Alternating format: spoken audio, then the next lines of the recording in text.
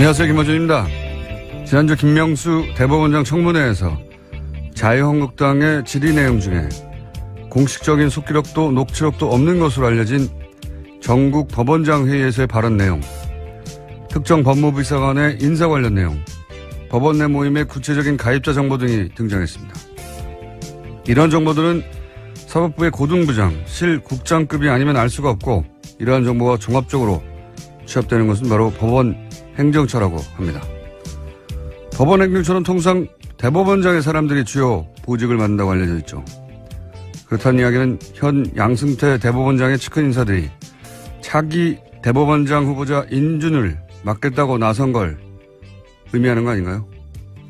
임기가 며칠 남지 않은 현 대법원장 체제가 차기 대법원장 체제의 출발을 이렇게까지 회방한 사례는 듣도 보도 못했습니다. 그것도 특정 정당과 결탁해서 말이죠. 이거 왜 아무도 문제 삼지 않죠? 이게 저만 이상한가요? 김어준의 의문이었습니다.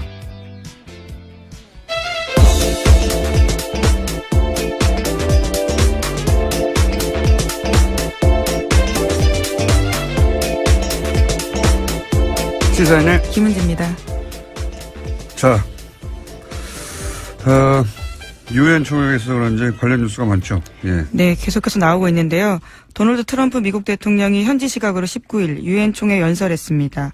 미국이 위협받으면 북한을 완전히 파괴하는 선택 외에는 없다라고 강조했는데요. 북한을 타락한 국가로 규정하면서 북한이 전 세계를 위협하는 무모한 핵과 탄도미사일을 추구하고 있다고도 주장했습니다. 또 북한과의 어떤 무역도 불법적 행동이라고 지적을 하고 북한과의 경제관계 단절을 유엔 회원국에 촉구했습니다. 자, 트럼프 대통령이 뭐 이런 말 하는 건 한두 번이 아닌데, 매티스 국방장관도 또 관련해서 비슷한 말을 했죠. 예. 네, 강경 발언을 이어갔습니다. 서울에 큰 피해자를 입히지 않는 대북 군사 옵션이 있다라고 밝혀서 논란이 일고 있는데요. 현지 시각으로 18일에 미국 국방부 출입기자들과의 간담회에서 한 발언입니다. 서울을 중대한 위험에 빠뜨리지 않고도 북한에 취할 수 있는 군사 옵션이 있냐라는 기자들의 질문에 있지만 자세하게 얘기하지는 않겠다라고 말했습니다. 세상에 그런 게 어디 있습니까? 예. 1차 대전이 뭐 처음부터 뭐 탱크로 쐈나요? 예. 총 한 발로 시작된 건데. 자기네 무슨 어벤져스도 아니고. 실제로 미국 내에서 그런 비판이 나왔는데요. 예. MIT 내 핵 비확산 전문가인 비핀 나랑 교수 같은 경우에는요. 허핑턴 포스트에다가 극도로 영웅적인 가정이다라고 비판했습니다. 그런 말 했어요. 예. 이건 무슨 영화에나 나온 얘기입니다. 예. 말도 안 되는 소리인데. 근데 이 목적은 최근에 이렇게, 뭡니까. 국방장관과 트럼프 대통령 모두 똑같은 메시지를 내는 것은 기본적으로 대중국 압박이라는 얘기를 뭐 국내에서도 하고 미국에서도 하고 다들 얘기를 합니다만 이 대상이 되는 지역에 살고 있는 우리로서는 굉장히 기분 나쁜 얘기들이죠. 예. 불안감을 조정하고 있기 때문에요. 굉장히 문제가 있는 발언이죠. 그러니까요. 예. 중대한 위협에 빠뜨리지 않고 않는 군사 예비라는 게 세상에 어디 있어요. 예. 총을 한 방만 쏴도 에스컬레이션 되는 것이고 그리고 중대하다는 게 어느 정도 중대한 겁니까? 한 100만 명 죽으면 괜찮고 50만 명 죽으면 그런 건가요? 예. 우리가 거꾸로 이런 발언 좀 해야 되겠어요. 어디다 대고. 어디다 대고. 예. 진짜 워싱턴에 중대한 위협을 빠뜨리지 않고도 우리가 취할 수 있는 군사 옵션이 있다. 누가 이렇게 얘기해봐요. 가만히 있겠나. 이거 화내야 되는 뉴스예요, 다. 자기들이 뭔데 자꾸 이런. 자, 근데 관련 뉴스가 많아요. 이런 발언들. 뭐 말로 하는 거니까 기본적으로. 정치하는 게. 유엔 사무총장도 또 여기에 대해서 한마디 했겠죠, 당연히. 네, 개막 연설에서 발언을 했습니다. 전 세계는 핵전쟁을 우려하고 있다면서 오늘날 핵무기에 대한 걱정은 냉전 종식 이후로 가장 높은 수준이라고 지적하면서요. 그러면서도 정치력이 필요한 시점이다라고 강조하고 있는데요. 험악한 발언들은 자칫 치명적인 오해로 이어질 수 있다면서 최근 도널드 트럼프 미국 대통령과 북한 김정은 위원장 간의 소위 말전쟁을 지적했습니다. 이 말전쟁 지적이야 뭐 전 세계가 다 하고 있는 거고요. 저희도 매번 하고 있는 거고요. 우리나라 언론만 지적을 안 해요. 중계만 하고 이렇게 말하였다. 라고 보도를 하고 나서 이렇게 말하는 게 우리한테 얼마나 나쁜 것인지 혹은 이렇게 말해서는 안 된다고 말해야 되는데 중계만 하는지 모르겠어요. 트위터랑 발언만. 네, 하는 언론도 이제 있습니다. 해설이 없어요. 해설이. 스포츠 중계가 아닌데 언론이 자기 입장을 가지고 그 발언들을 해석하고 비판할 건 비판해야 되는 거 아니겠습니까? 자, 거기 또 이런 발언들이 나오면 또 전문가들 나와서 또 논평하고 그럴 텐데. 네, 어제가 9.19 공동성명 12주년이었기 때문에 또 관련된 발언들이 미국 내에서 많이 나왔습니다. 특히 눈에 띄는 것은 크리스토퍼 힐 전 미 국무부 동아시아 태평양 담당 차관보 이야기였는데요. 이 사람이 육자회담 담당자였어요. 예, 주역이라고 볼 수 있습니다. 예. 일부에서 거론하고 있는 대북 선제 타격론에 대해서 비판했습니다. 북한의 핵무기를 모두 제거할 수 없다라는 건데요. 더 중요한 것은 동맹인 한국이 이를 받아들일 수 있느냐라는 문제라고 안 받아들이죠. 지적했습니다. 네. 당연히. 네, 인구 2천만이 있는 수도권에서 북한 방사포 사정권에 있는데 한국이 그 위험을 감수할 수 있느냐가 중요하다면서 어려운 선택이라고 지적한 겁니다. 불가능한 선택이죠. 예. 그리고 크리스토프 힐, 북한을 상대해서 실제 협상을 해서 결과를 내본 적이 있는 사람이죠. 이 사람은. 예, 9.19 공동성명은 굉장히 중요한 그 비핵 확산에 있어서 중요한 성명입니다. 그래서 이 사람의 기본 입장은 항상 대화가 중요해요. 협상과 대화로 이 문제를 풀어야 한다는 거고요. 그렇죠? 네, 그렇죠. 그런 말을 했을 텐데. 아닌가요? 네, 어제 핵 관련해가지고도 여러 가지 이야기를 했습니다. 그러면서 북핵 문제 같은 경우에는 모두 용인하자라고도 볼 수 없고 현재 상황을 또 편하다고도 볼 수 없다라는 양쪽에 대한 비판도 같이 했었는데요. 북한과의 협상은 협상이면서 북한은 절대 핵을 포기하지 않을 거다라는 강경론에 대해서는 오히려 그러한 주장들이 오히려 강경파의 주장을 뒷받침해주고 있다라고 지적했습니다. 협상론자죠. 예. 그리고 이 사람이 평소에 이 사람뿐만 아니라 기본적으로 워싱턴의 정치가들이 똑같은 얘기지만 트위터 하지 말라고 하거든요. 예, 네, 그런 이야기도 어제 나왔습니다. 한밤중에 트위터 메시지나 공개된 정상 간의 전화통화로는 부족하다라면서요. 트럼프에 대한 지적도 한 겁니다. 다 트럼프에 대한 지적이에요, 이게. 네, 직접적인 지적이라고 할 수 있죠. 이건 아주 직접적인 지적이요. 네. 아니, 이게 복잡한 외교 문제를 자기 광 파는 거죠, 광. 그걸 트위터로 파는 거죠. 예, 전문용어로 광 판다고 하는데. 이렇게까지 자기 광만 파는 대통령은 처음 봤어요, 정말. 자, 그런 이야기들이 오고 갔습니다. 네, 북핵 관련해서. 유엔 총회가 있다 보니 다들 한마디씩 하고 있고요. 강경 발언이 있고 그 강경 발언에 대해서, 당신이 무슨 어벤져스냐 하는 비판 혹은 뭐 트위터로 되겠느냐 협상해야 한다는 얘기도 있고, 문재인 대통령도 거기 가 있는데 관련해서 한 말 없나요? 예, 어제 첫 일정으로 유엔 사무총장을 만났습니다. 거기서 한반도 위기 상황에 대한 설명을 하면서 역할을 요청했는데요.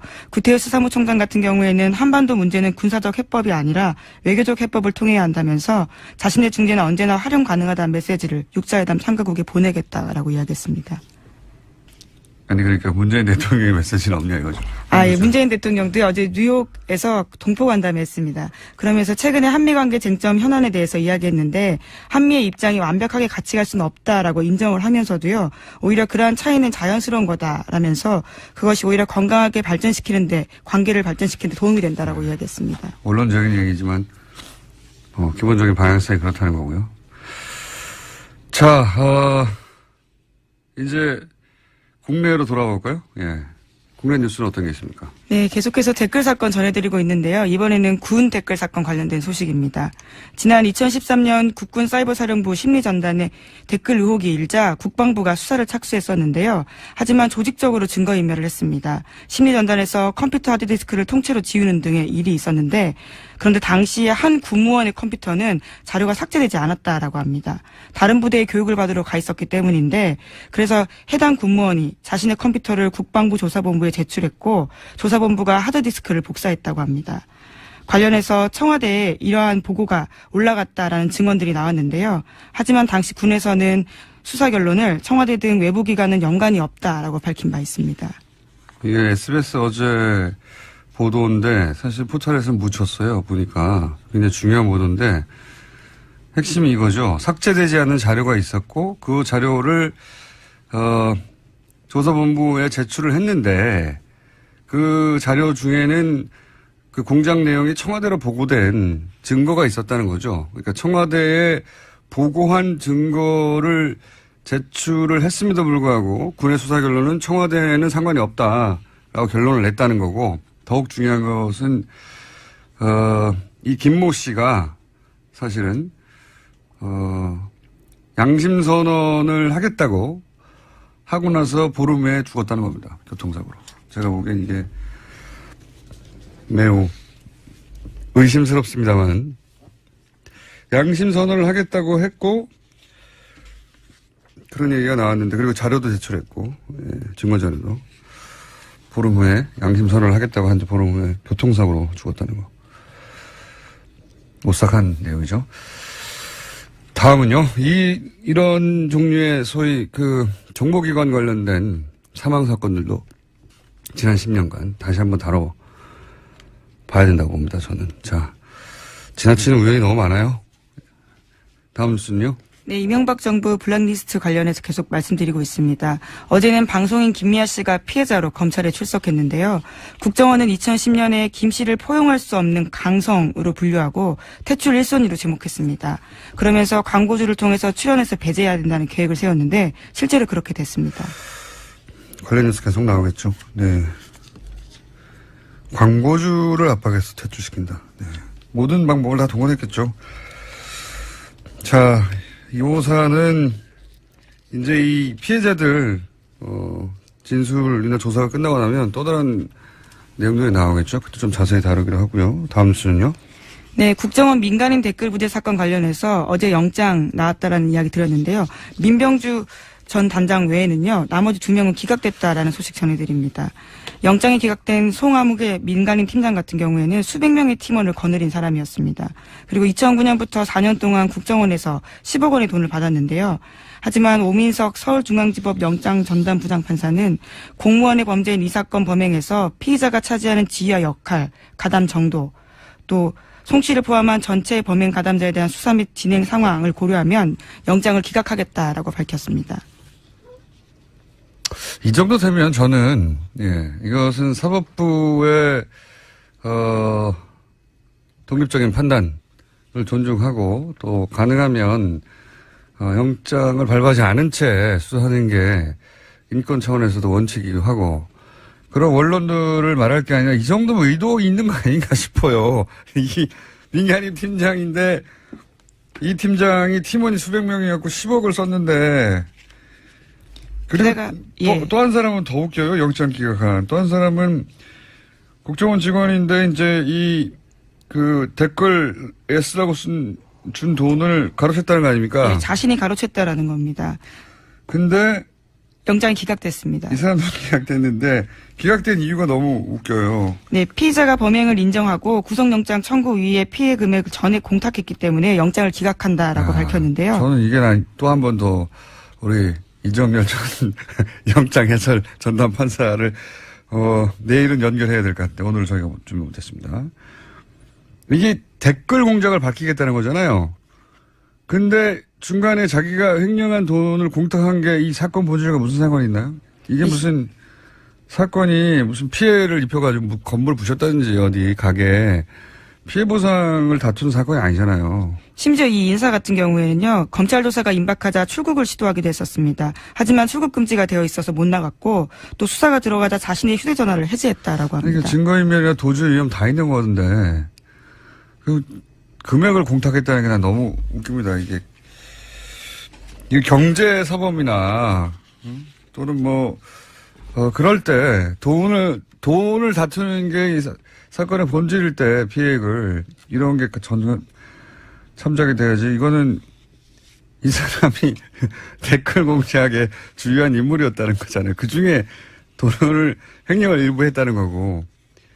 야, 정말 저로서는 이해가 안 가는데 이거는 수사 방해 아닌가요? 저는 그렇게 생각이 되는데 거의.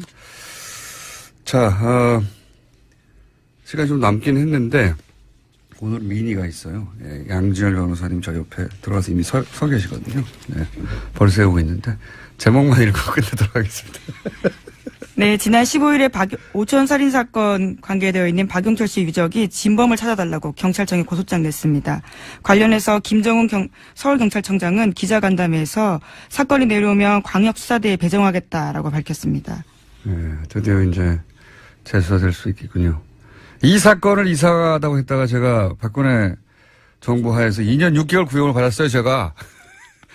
네, 다 1, 2심 무죄나지 않으셨습니까? 네. 네. 얼마나 힘들었는데요, 예. 감회가 남다른데, 감옥에 보냈기 때문에. 굉장히 어려운 사건이죠. 너무 많이 관련자들이 이미 사망했기 때문에 너무 늦었어요. 그 수사가 같이 시작되면, 예, 제가 해설할 게 많습니다. 자, 오늘 여기까지 하겠습니다. 시사인의 김은지였습니다. 감사합니다. 네, 옆에 서 있는 양절 변호사님 앉아주세요. 네. 빨리 앉아주시고. 자, 저희가 뭐랄까요. 양절 변호사가 저희 첫 방송 때부터 저하고 굉장히 많은 티키타카를 해서, 제가 없을 때 방송도 진행하시잖아요. 예. 그렇게 가까워지면서 저희가 점점점 푸대접을 하고 홀대하면서 잠깐 나오는 건데 전화가 아니라 직접 나와라. 막 5분이면 끝날 것을. 그런 거였어요? 네. 그걸 왜 불렀어요? 자, 5분이면 끝납니다. 왜냐면 바로 이어서 저희가 이 사이버 사령부 중요한 분이 밖에서 기다리고 계시더라고요. 네네. 네, 잠깐 얘기를 나눴습니다. 네. 국방위 간사분이 나오셨기 때문에 네.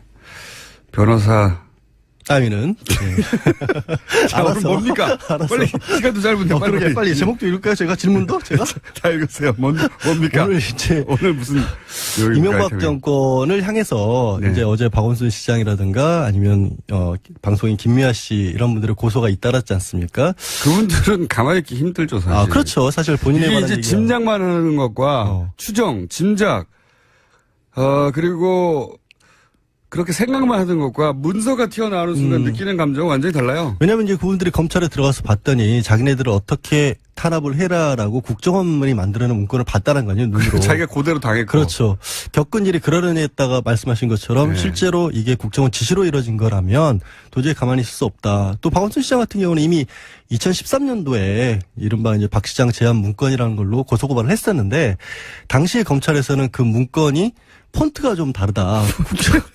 아니, 원래 국정원이 사용하던 거랑 이제 그 제보한 분이 밖에 나와서 출력을 하는 바람에 우리 그렇잖아요. 같은 프로그램을 터도 버전에 따라서 조금 달라지잖아요. 아니, 그리고 그 폰트가 예. 없을 수도 있어요. 그렇죠. 예. 그러니까 버전에 따라서 달라지니까. 그 컴퓨터, 아니, 그 버전이 똑같더라도 그 컴퓨터에 맞추는 폰트가 그렇죠. 없을 수도 예. 있으면 대체 폰트를 쓰게 되니까. 그렇죠. 그러니까 그건 다른 문건이다. 확인할 수가 없다 그래서 무혐의 처분을 했는데 이번에 원본을 다 나왔잖아요. 예, 그러니까 박 시장 입장에서는 당연히 고소할 수밖에 없죠. 그리고 박원순 시장은 사실 정말 많이 당했어요. 그러니까 시민단체 할 때부터 사실은 당했었으니까.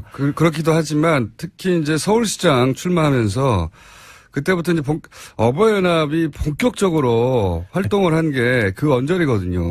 저는 정말 박 시장님 얘기를 하면 그 왜 병원에 기자들이 밖에서 기다리고 있는데 들어가서 엑스레이 사진 찍었는데 그것도 안 믿겠다고 자꾸 재검하자 그런 거. 이런 것들은 정말 사람을 2번, 3번 죽이는 일이었잖아요. 국정원 원세훈 그 당시 원장이 사실은 이명박 서울시장 시절부터 쭉 정무부시장이었던 거예요. 부시장이었고 예. 행정부 장관 했었고. 그러니까 서울시장 다음은 대통령 이런 그렇죠. 인식이 머릿속에 있다 보니까 야권의 서울시장 후보들에 대해서 집중적으로 공략을 했던 걸로 보여지고요. 문건 자체가 여권 주요 인사 야권 당시 예. 야권이 있으니까 잠재 가능성이 있으므로 제압해야 한다는 식으로 나와 있어요. 그렇게 제압이라는 단어도 사용이고 예. 그러면서 제일 먼저 동원됐던 게 이제 어버이연합이거든요.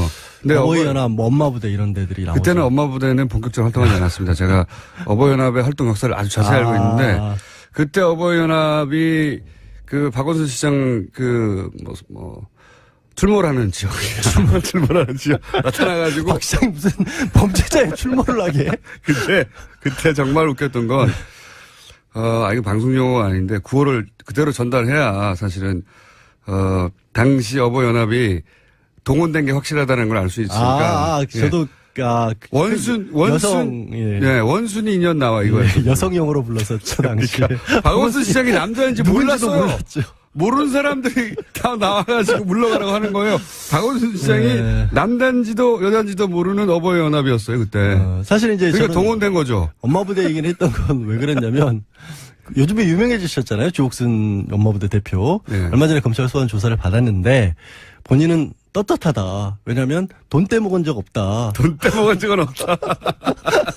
돈을 받은 건 맞는데. 제안을 했고 내가 제안 받은 바에 따라 다 일을 했다라는 식의 그런 진술을 했었기 때문에 돈을 받고 그런 일을 하면 안 된다는 인식이 없는 거죠. 그렇죠. 예. 예. 그러니까 정당한 일을 했다라고 생각을 하신 거죠. 뭐 그런 진술을 했다고 지금 알려졌습니다. 아버이 연합은 그때 예. 활동 초창기였다니까 제가. 예.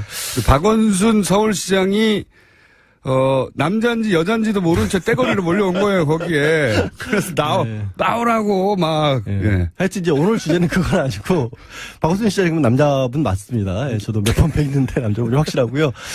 근데 이제 이게 이제 결국에는 향하는 게 이명박 대통령을 향해서 가고 있잖아요. 그러다 박 시장이 보니까 어제 이제 이명박 대통령 예. 측근 쪽에서는 이게 이제, 뭡니까. 정치적 보복이다. 정치적 보복이고 국정원이 근거도 없이 기밀을 누설하고 있다라는 이거는 이제 이명박 대통령이 직접 내놓은 건 아니고요. 네, 뭐 측근으로 측근의 알려진 이름을 사람들이 불러서. 언론을 향해서 주장하고 있는 건데 그럼 측근이 혼자 알아서 했을까요? 알아서 했겠죠. 지금 입장 발표를 안 하고 있잖아요. 아니 왜냐하면 원세훈 전 원장이 이미 지금 유죄 판결을 받았고 그거는 공직선거법이나 정치자금법 위반 국정법 위반이니까 좀 떼낼 수 있다고 쳐요. 근데 이번에 언론 탄압이라든가 연예인 문건 같은 경우에는 피해자들이 명백하게 있잖아요. 공무원의 불법 변호사님? 행위에서 예. 평상시처럼 한 20분 시간이 되신 줄 아나 본데. 예. 빨리 앞으로 5분밖에 안 남았어요. 빨리빨리 얘기했어요. 그러니까 말을 끊지 마세요 중간에. 그렇게 피해자들이 명백하게 있는데 예. 중간에 자기 직속 보하잖아요. 대통령 직속 기관이잖아요. 국정원은 그 국정원에 유일하게 보고할 대상이 대통령입니다. 그렇죠. 국정원이 불법 행위를 해서 피해자가 나왔다라면 이거는 국가배상 책임을 져야 될 문제일 수도 있어요. 관리자 책임을 물어서. 당연히 국가배상 책임을 이렇게 지금 소송도 그렇게 한다는 거예요. 그렇죠. 예. 민사하고 형사하고 나눠서 그러면 이런 정도 상황이면 관여를 안 했더라도 설마 정말 아무 상관이 없어 원전 원장이 알아서 했더라도 부하 직원 잘못했다라는 얘기는 나와줘야 되는데 대통령으로서 책임을 통감한다. 그렇죠. 뭐 이렇게. 오히려 예. 정치보복이라는 얘기가 나오고 있다는 거죠.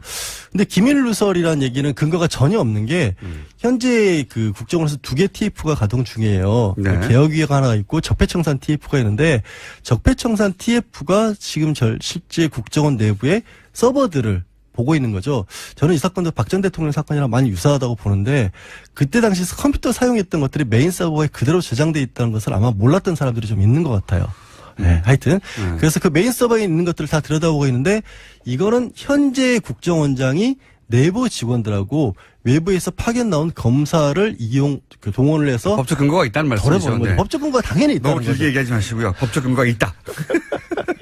그리고 오케이. 정치 보복이냐? 정치 보복이다. 정치 네. 보복이라면 없는 걸 만들어내거나 그렇죠. 있지도 않은 사실을 조작해서 뒤집어 씌울 때 뒤집어 보복은- 씌우거나 아니면 정말 콩알 많은 걸 가지고 정말 매주를 쓸 때 정치 보복이라고 하는데 지금은 있는 사실 그대로 나오고 있는 것 뿐이거든요. 여기에 대해서는 두 가지 다 그 문서만 가지고 들이대고 있고 피해자들이 나와서 내가 이렇게 피해 당했다고 하는데 그 피해가 고스란히 문서에 써 있는 계획이야. 그렇죠. 계획이 실행된 결과로 그 피해자들이 나도 당했다고 나온 거거든요. 저도 이거 지금 들고 있는 게 그때 당시 KBS 추진방안 문건인데 말들이 정말 웃겨요. 음모 분쇄, 편파 방송 획책, 뭐 고강도 인적 쇄신. 그러니까 그야말로 도대체 이런 말들까지 써가면서 방송사 연예인들에 대해서 탄압을 해야 그리고 될까 싶을 MBC 정도인데. 시사방송 없애라고 하는 거 없어질 때 우리가 저거 이제 시사방송 다 없앴다라고 결과를 가지고 말했는데 이게 틀림없이 이제 정권에 불편할 방송들을 없앤 거라고 했는데 그게 계획에 의해서 실행됐다는 그렇죠. 거 그게 아닙니까? 이제 세부 추진 방안 중에 시사 프로, 시사 매거진 PD 수첩, 편파 방송 주도를 황골 탈퇴해야 된다. 손땡땡 반드시 교체. 이런 손석기 사장. 아니 손땡땡이라고 돼 있다니까 왜 그러세요? 그거는 반드시 교체 이런 식으로 돼 있단 말이에요. 언론에 배포할 때 그렇게 한 거고요. 반드시 교체 당했죠. 교체 당했잖아요. 현실로 나왔잖아요. 피해자세요 이분도. 손석기 사장님 고소고발 하십시오. 그러니까 이런 게 이제 남은 건 연결고리를 찾는 건데 원전 원장의 어떤 자백을 받아내거나 아니면 원전 원장이 청와대를 통하는 동안에 청와대 보고가 들어간 건 확실하니까 그 문건을 잡은 청와대 그 보고실 참모들.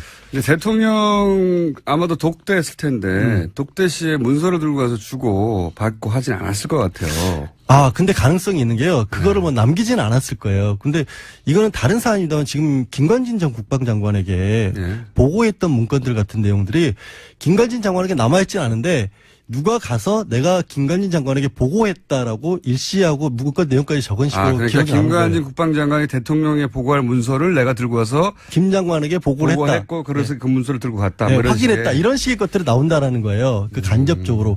그런 것들이 좀 쌓인다라고 한다면 늘 얘기하다시피 가리키는 정황 화살표가 너무 많고 뚜렷하다면 피할 수 없을 수도 있죠. 확인해야 되죠. 그러면 지금 양 변호사님의 추정으로 마지막 질문인데요. 네. 이명박 전 대통령이 요 사건 관련해서 소환될 거라고 보십니까? 저는 가능성이 굉장히 높아져 가고 있다. 높아져 가고 예, 있다. 국정원 나왔고 군이 나왔잖아요, 벌써. 일단 근데 이제 그 민사 형사를 이 피해자들이 다 걸었기 때문에 네. 최소한 참고인 조사로라도 받아야 될 상황이 되어 가곤 합니다. 그렇죠. 최소한. 예, 예. 뭐 당사자니까 사실은 이제 고소의 당사자죠. 참고인을 불릴지 뭘로 불려올지 문제 소환 가능성이 좀 높아지는 것 같아요. 근데 명확한 건 좀 찾긴 해야 될 거예요. 그래 어쨌든 국정원 어쨌든 전직 대통령이고 때문에 추정이나 혹은 주장만으로는 소환되지 않을 것 같고요. 좀 구체적인 문서가 나와야 소환될 것 같은데 이제 가시죠. 갈게요. 지금까지 몸과 마음이 순수한 양지열 변호사였습니다. 이것도 제가 합니다, 이제. 다음 주에 뵙겠습니다. 이명박 정권 시절 사이버 사령부 댓글 조작 사건. 이 사건에 당시 국방부 장관이 직접 개입했다. 이런 주장이 나왔습니다. 국회 국방위 더불어민주당 간사 이철희 의원 직접 나오셨습니다. 안녕하십니까. 안녕하십니까. 여기가 일종의 친정 아닙니까? 그렇죠. 맞습니다. 예. 예, 여기서 방송을 직접 하셨고. 그때가 좋으세요? 국회의원이 좋으세요? 그때가 좋았죠. 아시잖아요. 마음대로 살 수 있으니까. 자, 그리고 사실 그때는 매일매일 언론에 노출되는데 지금은 이런 일이 있어야 언론에 노출되죠. 그렇죠. 네. 경쟁이 치열하죠. 잊혀지고 있습니다. 자, 저희 방송에 나오시기로 해놓고 JTBC에서 연락 오니까 바로 먼저 나가셨더라고요. 네. 배신. 아니, 꼭 그렇진 않습니다. 꼭 그렇지 않아요. 어젯밤에 나오셨는데. 제게는 김호준 총수도 소중하지만 손석희 사장도 소중합니다. 아니, 그러니까 우리랑 먼저 하기로 했어요. 우리를 나오고 나서 거기 나가셔야 되는데. 제가 TV잖아요. 내가 손석희 사장이라서 내가 인정하는 바입니다. 하지만 다음부터는 저희를 먼저 나왔어요. 꼭 먼저 뺏어가. 손석희 사장님 그러지 마세요. 섭외만 해놓으면 먼저. 자, 사이버 사령부의 댓글 공작이야 이미 오래전부터 알려진 기정사실인데 여기에 국방부 장관이 개입한 정황이 확실히 나왔다. 네. 네. 어떻게 확인된 겁니까? 사이버 작전 지침이라는 문건이 있어요. 지침? 네. 그게 이제 비밀로 분류되어 있는 문건인데 거기에 경관진 장관이 사인을 한 게 있습니다. 이게 경관진 장관이 도장도 아니고 사인을 했습니다. 자기 이름을 직접? 썼는데 처음에 이게 불거졌을 때 지난 정권에서는 장관한테까지 당시 국방장관이었던 보고가 안 됐다 이렇게 사이버 사령부 끊었죠. 단장에서 끝났죠. 그렇죠. 네. 그래서 이게 머리 자르기라고 그러지만 꼬리 자르기로 끝났는데 아무리 봐도 그건 상식적으로 이해가 안 되는 거거든요. 장관 모르게 뭘 할 수 있다는 국방부가 불가능합니다. 그래서 그 증거를 찾기 위해서 백방으로 노력했는데 그 문건이 이제 확인이 된 거죠.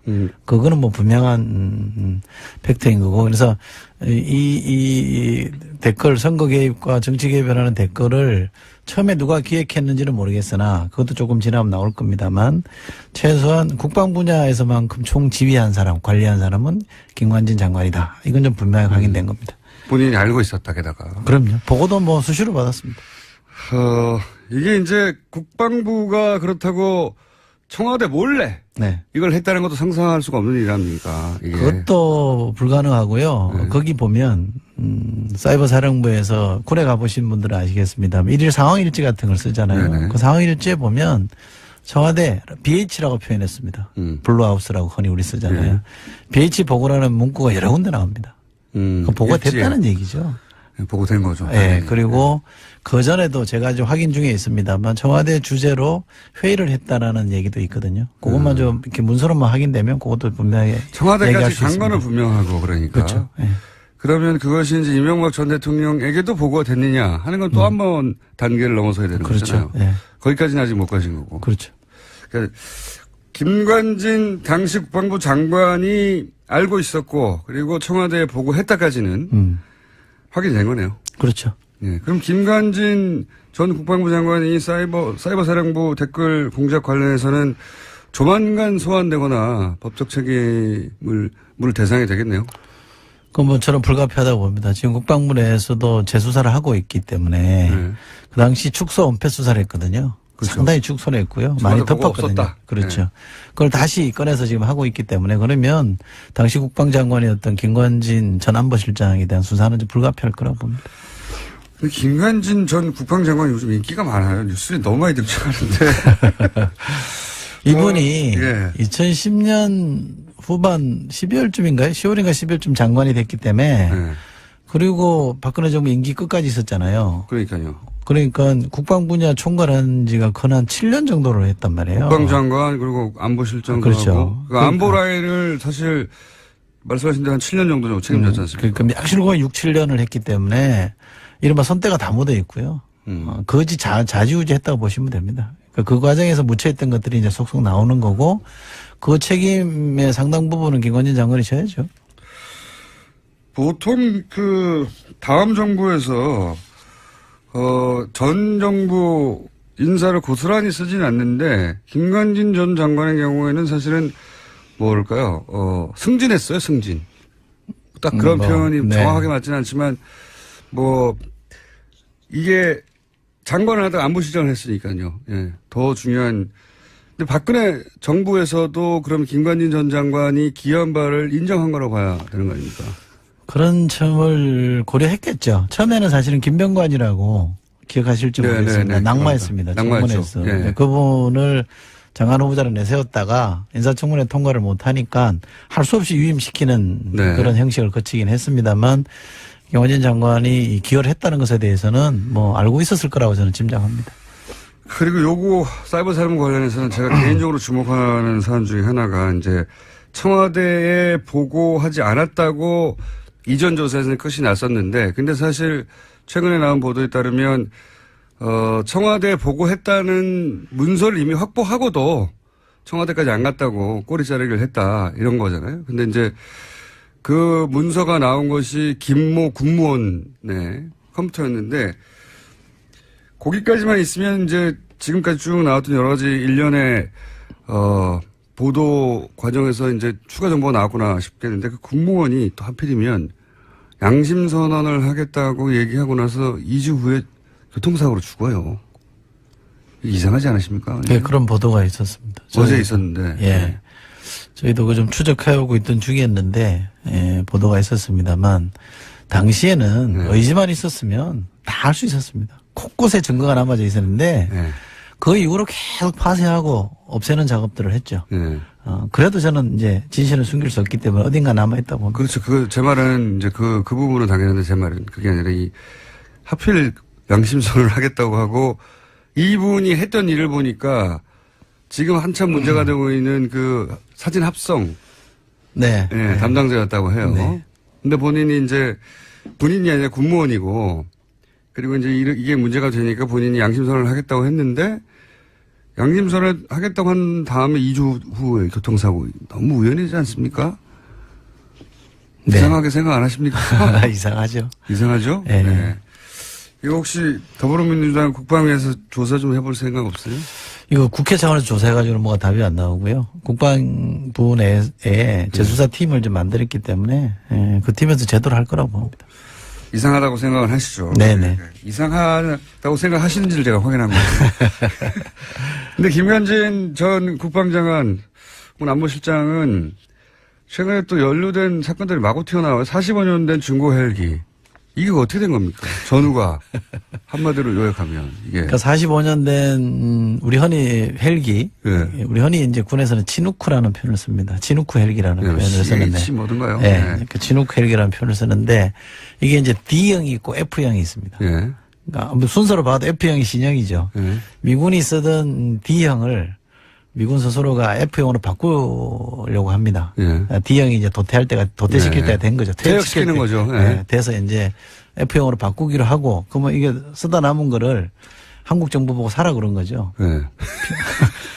이거 좀 사라라고 폐차 직전에 사라는 거 아니에요? 그렇죠. 자동차로 치면. 편지를 보냅니다.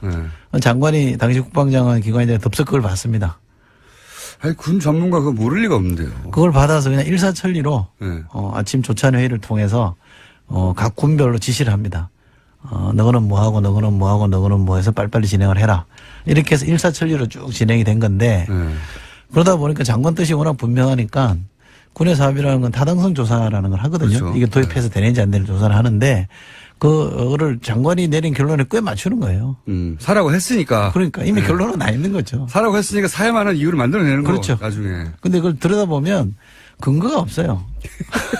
이게 수명이 뭐 한 25년 늘어날 수 있다라고 얘기를 하는데 네. 그럼 근거가 뭡니까? 그럼 아무 근거 없습니다. 그냥 정비 잘하면 그럴 수 있답니다. 이러는데 기름칠하고 안 쓰는 거예요. 25년간 그런 거 가능할 수도 더 있죠. 재밌는 건 뭐냐면 이거 만든 회사가 보잉사인데 그 보잉사한테 확인해봤냐 그랬더니 보잉사는 확인을 못 해준다 그러는 거예요. 확인해 줄 리가 없죠. 제조사는 확인을 못 해준다는 예. 거고 우리 비행기는 항법 장치라는 게 있습니다. 예, 또 GPS. 생존 장치라는 예. 게 있고 이런 거는 또 같이 못 판다 그런 거예요. 나중에 줄게 이렇게 되는 거. 그걸 왜 비행기가 날아가려면 그게 필요한 거 아닙니까? 필요하죠. 작전을 수행하려면 그게 필요한 건데 그걸 왜 나중에 줍니까? 그 작전을 수행을 못 하는 거죠. 그 다음에 좀 지나니까 이거 부품이 곧 단종됩니다 이러는 거예요. 그 기가 막힌 거죠. 그러니까 이 비행기는 사실은 쓸 만큼 썼으니까 박물관에 전시해놓고 그렇죠. 이제 예. 관람객들이 보면 돼요. 워싱턴 스미스소니언 박물관 같은 데 들어가야 되는 그렇죠. 겁니다, 이거. 예. 우리나라 전쟁기념관 이런 데 가면 되죠. 이거를 평생 군에 있었던 국방부 장관이 이거 2003년에 이미 단종된 모델이라고 그죠. 하는데 이미 단종도 됐고 군이 미 군에서 퇴역시키고 차기 버전으로 넘어간다는 걸 모른 채 샀을 리는 없고요. 그럼에도 네. 불구하고 산 이유는 뭐라고 보십니까? 미국이니까 사줬겠죠. 미국이니까 사준다고 하더라도 뭐 이유가 있을 거면 압력이 있다든가 도저히 견딜 수 없는 아니면은 압력이나 이권이 있다든가 사주면 좋은 둘 중에 하나지. 이거 기분이 갑자기 좋아가지고 사줘 1,500원어치 1,500원어치 모르겠는데 1,500억치 이게 말이 안 되잖아요. 차라리 압력입니까 이윤입니까 이게? 구체적인 압력이 있었다거나 예. 자기 이해관계가 있었다면 그게 확인된다면 차라리 저는 낫겠습니다. 미국이 그렇게 막 거세게 압력을 넣었기 때문에 마지못해 샀다. 또는 이거 내가 사주면 따로 뭐 뒤에 좀 생기는 게 있으니까 샀다 이러면 제가 차라리 이해는 하겠는데 아직까지 그렇게 볼 만한 정황은 없고요. 너무 깔끔하게 해서 없는 거 아닌가요? 생각이 더 문제인 거죠. 미국이 요구하니 당연히 들어줘야지. 그런 생각이 더 위험한 거죠. 그냥 워낙 친미적이어서 그랬다? 저는 그런 점이라고 봅니다. 그런 점도 있을 수 있다. 저는 이익이라고 보는데 이게 뭐 프라모델도 아니고 이게 1,500억이 무슨 껌값도 아니고 갑자기 뻔히 아는데 단종될 거. 여하간 지금 현재 기준으로는 그게 압력이 존재했는지 이권이 개입됐는지 혹은 단순히 본인이 워낙 미국을 숭상해 왔고 그랬기 때문인지는 확인이 안 됐다는 거죠. 네. 또 한 가지 그것만 하고 끝나면 또 모르겠는데 초계기 얘기도 나왔어요. 네. 이것도 뭡니까 초계기. 이거는 사실 좀 더 심각합니다. 금방 말씀하신 대로 지누크라는 헬기는 다 합쳐봤자 1,500억 정도 되는 사업인데 이 초계기는 S3B라는 겁니다. S하고 숫자 3하고 B라는 걸 쓰는데 군에 참 이 영어 표현이 많더라고요. 근데 이 초계기인데 이거는 의사들도 비슷해요. 그러죠. 예. 네. 자기들끼리만 알아보는 거 막 쓰잖아요. 알고 보면 별거 아니에요. 예. 그렇죠. 약 줘라 이런 얘기예요.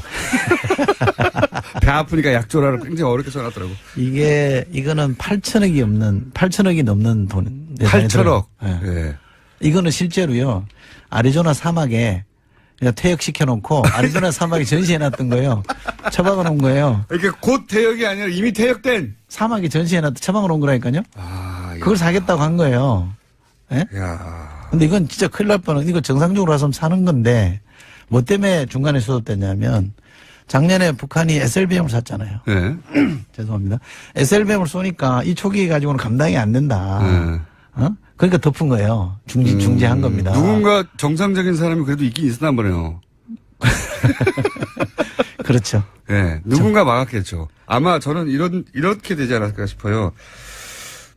이거 너무한 거 아니야? 밑에 군에.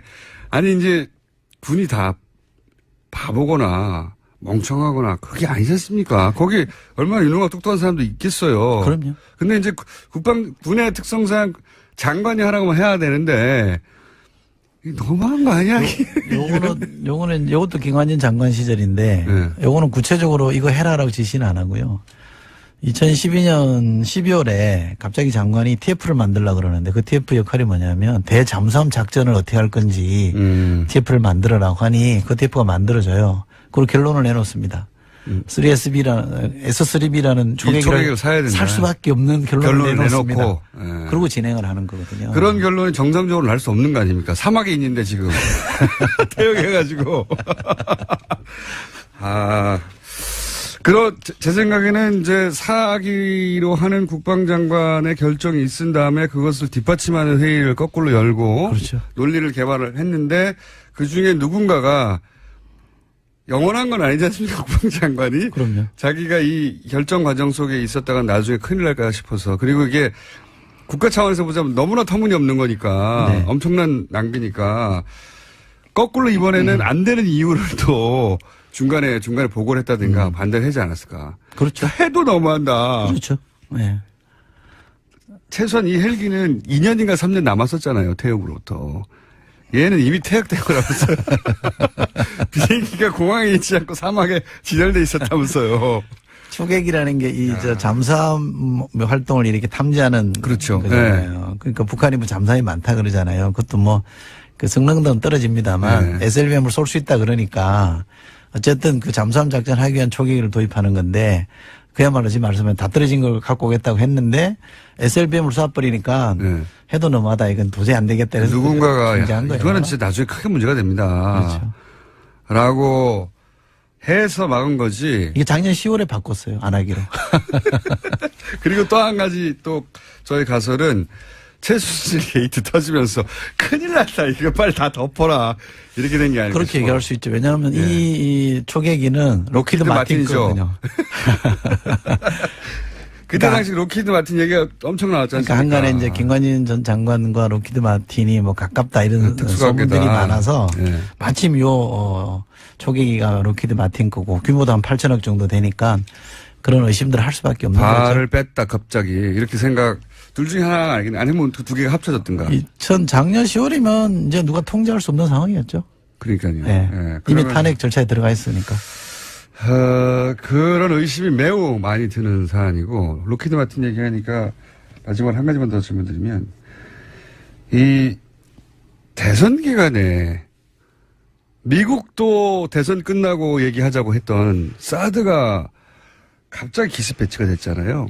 그리고 정권 교체되고 나서 사드 이거 도대체 어떻게 배치된 거야? 제대로 보고도 안 하고 라고 들여다보려고 했는데 말들도 다르고 사실대로 말을 안 해줘가지고 확인이 제대로 안 됐어요.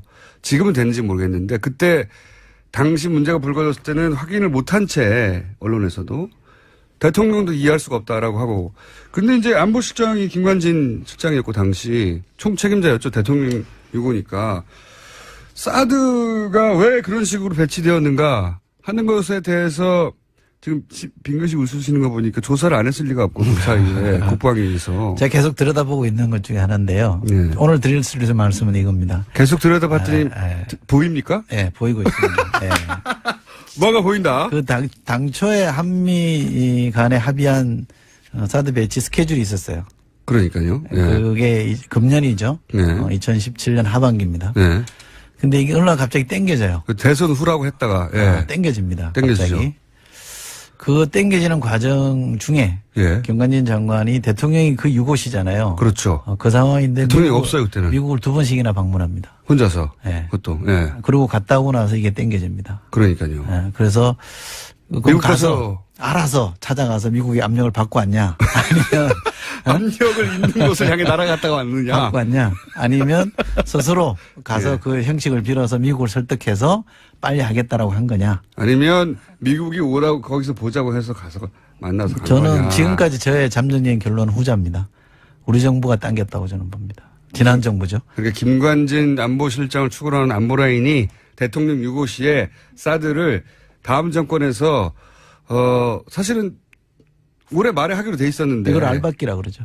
그러니까 알박기를 한 건데 여기에 록히드 마틴과의 관계나 혹은 뭐 미국과의 거래나 여기서 미국이라 하면 모호합니다만 어쨌든 거래 이런 정황도 조금씩 나옵니까?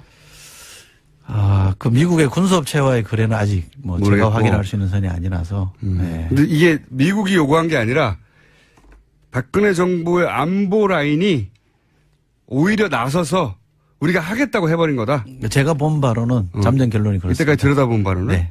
얼마나 자세히 들여다보세요? 조만간 발표됩니까? 뭐 하여간 제가 알고 있는 걸 정리해서 네. 밝혀야죠. 공개해야죠. 왜냐하면 국회의원이 할 일이 그런 거니까.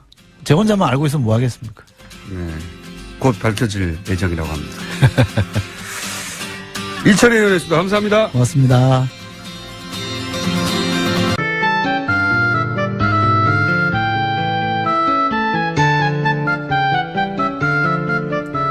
일주일을 기다린다고 하는 시간, 노르가즘. 노회찬 정의당 원내대표 나오셨습니다. 안녕하십니까. 예, 안녕하십니까. 문자가 쏟아지는 시간.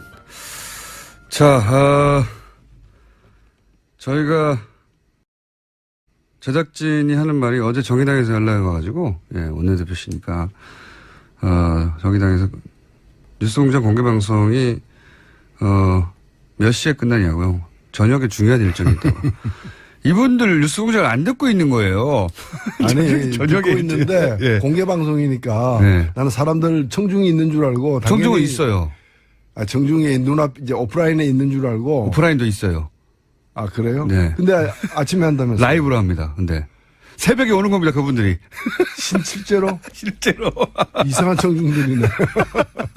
그분들이 희귀한 청중들. 물론 아직 그분들이 오지 않았기 때문에 얼마나 올지는 모르겠습니다만은 지난 겨울에 했던 저희가 한번 해봤거든요. 꼭두 새벽에 한번 해볼까 하고 해봤더니 이 새벽에 7시 시작하려면 집에서 나오려면 5시쯤 나오셔야 되잖아요. 예. 적어도 서울에 계셔도. 설마 5시 몇 명 오겠냐. 10명 올 것이다 했는데 1000명이 왔어요. 실제로. 네. 오. 1000명 이상이 왔습니다. 네. 그렇기 때문에 바글바글 한 채 하시게 될 이상한 거예요. 분들이 많다는 걸 제가 몰랐네요. 새벽잠이 없으신 분들.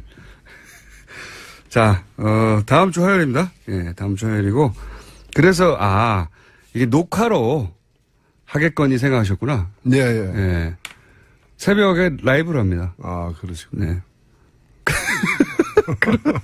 처음 하셨군요. 그날 오시면은 새벽에 길을 길게 서 있는 거 보실 수 있습니다. 새벽에. 예. 네, 그분들에게 물어보세요. 왜 이러시냐고. 자, 첼로 꼭 들고 오시고요.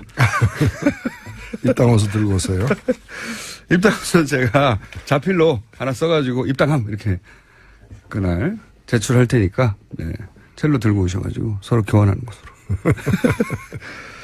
자, 많습니다. 또 오늘 일주일 사이에 또 많은 사건이 쌓였어요. 우선 내일 바로 김명수 대법원장 후보자 인준 처리하는 날인데 지금 자유한국당과 바른정당은 이미 뭐 부결 의견을 당론으로 정했기 때문에 남은 것은 그리고 민주당하고 정의당은 통과시키는 것으로 정했으니까 남은 것은 국민의당입니다.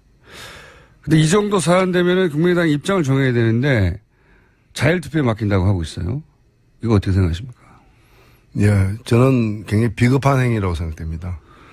이 중요한 문제에 대해서, 찬성하든 반대를 하든 명확하게 자기 뜻을 갖다가 이렇게 밝히는 게 더 필요한데, 지금 말은 자율투표라고 하지만, 당론이 없다고 하지만은, 부결됐으면 좋겠다라는 그런 사인이야 다름없거든요. 왜냐면, 뭐 저도 원내대표를 맡고 있습니다만 이 사안이 부결되면 결코 안 되겠다 싶으면은 이건 당론으로다가 그렇죠. 찬성이다라고 이렇게 하는 거죠. 설득을 하고. 예, 설득도 해야 되는 것이고 이 그냥 내버려둔다는 얘기는 만에 하나 부결돼도 좋다고 예. 만에 하나가 이제 가급적이면 부결됐으면 가급적이면. 좋겠다는, 예. 예. 다만 그러면 왜 부결을 당론으로 안 하느냐.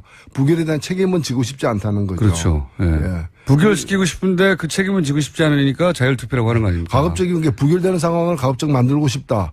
다만 부결의 책임은 지고 싶지 않다. 지난번에도 부결됐을 때도 보면은 예. 한편으로는 힘을 과시했다고 얘기해놓고 또 다른 한편으로는 역풍이 부니까. 반란표는 민주당 안에서 나왔을 것이다. 이런 예. 식으로 이제 책임을 전가하지 않았습니까?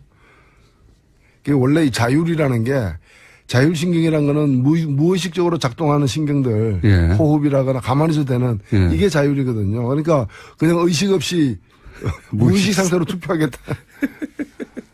정신 없는 분들이죠. 없는 분들이죠. 아니 이게 사법부 수장이고 지금 헌재 수장도 공석이기 때문에 이 정도 되는 인사면 당의 당론이 있는 게 맞는 거죠. 찬성해서 거기 정치적 책임을 지든 반대해서 정치적 책임을 지든 책임을 져야 되는데 지금 우리 사법부가 단순히 임기가 이제 다 가득 찬 대법원장이 물러나고 새 사람이 필요한 그런 수준이 아니고 사법부에 대한 신뢰도가 OECD 회원국 중에서 제일 낮습니다. 우리가. 예. 바닥이고요. 그다음에 법관들에게 여론조사를 갖다 한 결과를 보면은 법관들이 대법원 수뇌부를 갖다가 신뢰하지 않아요. 예. 눈치 보고. 예, 사법부 자체가 지금 중증 환자예요. 예. 그렇다면 이게 비상한 대책이 필요한 상황인데 다행히도 대통령이 처음 이렇게 생각했던 사람은 아니지만 몇 사람이 추천된 사람이 고사하면서 세 번째, 네 번째로 이렇게 지금 지명이 된 사람인데 오히려 이제까지 되던 분들보다 더 적임자다. 예. 그동안에 사법부에 대한 개혁에 대한 의지가 실천적으로도 검증된 분이거든요.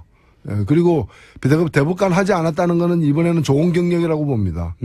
과거의 관행에 물들지 않았다는 점에서요. 그리고 이제까지 30년을 재판한 사람인데 단 한 건도 편향된 판결이라고 지목된 적이 없는 사람이에요. 네. 법원 내에서는 굉장히 존경받고 존중받는 분이거든요. 그래서 저는 문재인 정부가 운이 좋다고 봐요. 어떻게 좋다. 이런 사람을 구했는가 싶을 정도로. 그게 싫은 거죠. 그러니까 지금 망가진 사법부를 갖다가 바로 고칠 수 있는 의사가 한 명 힘들게 구해졌는데 예. 그 의사 나는 마음에 안 든다. 왜 마음에 안 드냐. 그건 당신이 지명했으니까 마음에 안 든다. 이 얘기 아니에요. 그거 하나밖에 없죠. 그거밖에 없는 거죠. 결정적 하자는 없다. 하자는 없는 것으로 보인다라고도 말해요.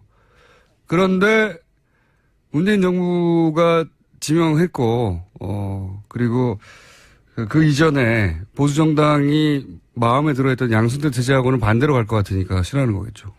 그러니까 너 잘 되는 거 싫어 이 얘기죠. 근데 그게 커져가지고 대한민국 잘 되는 거 싫어 지금 일까지 온 거죠.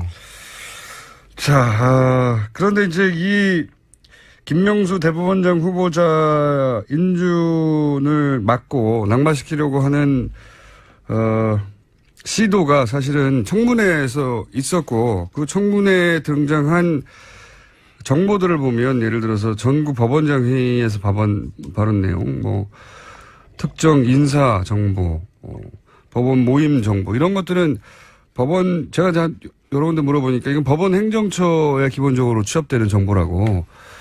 그렇게 생각해보면 법원 행정처가 현재 법원 행정처가 며칠 남지도 않았는데 양승태 체제가 다음 대법원장 후보자의 인준에 방해가 되는 정보를 자유한국당에 줬다 이렇게 추정할 수 있는 내용 아닙니까? 이러면 정말 전례가 없는 거 아닙니까? 현 대법원장 체제가. 저도 상당히 의아하게 생각하는 것이 그때 나온 여러 가지 정보들은 네. 법원 행정 전반을 들여다볼 수 있는 소수의 사람만이 알 수 네. 있는 정보이기 때문에 네. 그냥 지방에 있는 어떤 법원장 이런 사람들이 알 수 있는 게 아니거든요. 그러니까요. 그래서 그것이 왜 어떻게 나왔는가에 대해서는 저는 조사가 필요한 대목이라고 봅니다. 지금 조사하다가 덮어버린 사법부 블랙리스트. 네네. 판사들에 대한 블랙리스트가 지금 컴퓨터 안에 들어가 있는데도 컴퓨터가 업무용으로 쓰고 있다는 이유로다가. 말도 안 되는 거죠. 대법원에 컴퓨터가 한 대입니까? 그러니까요. 업무용 필요하다면 내 거도 빌려줄 수 있어요.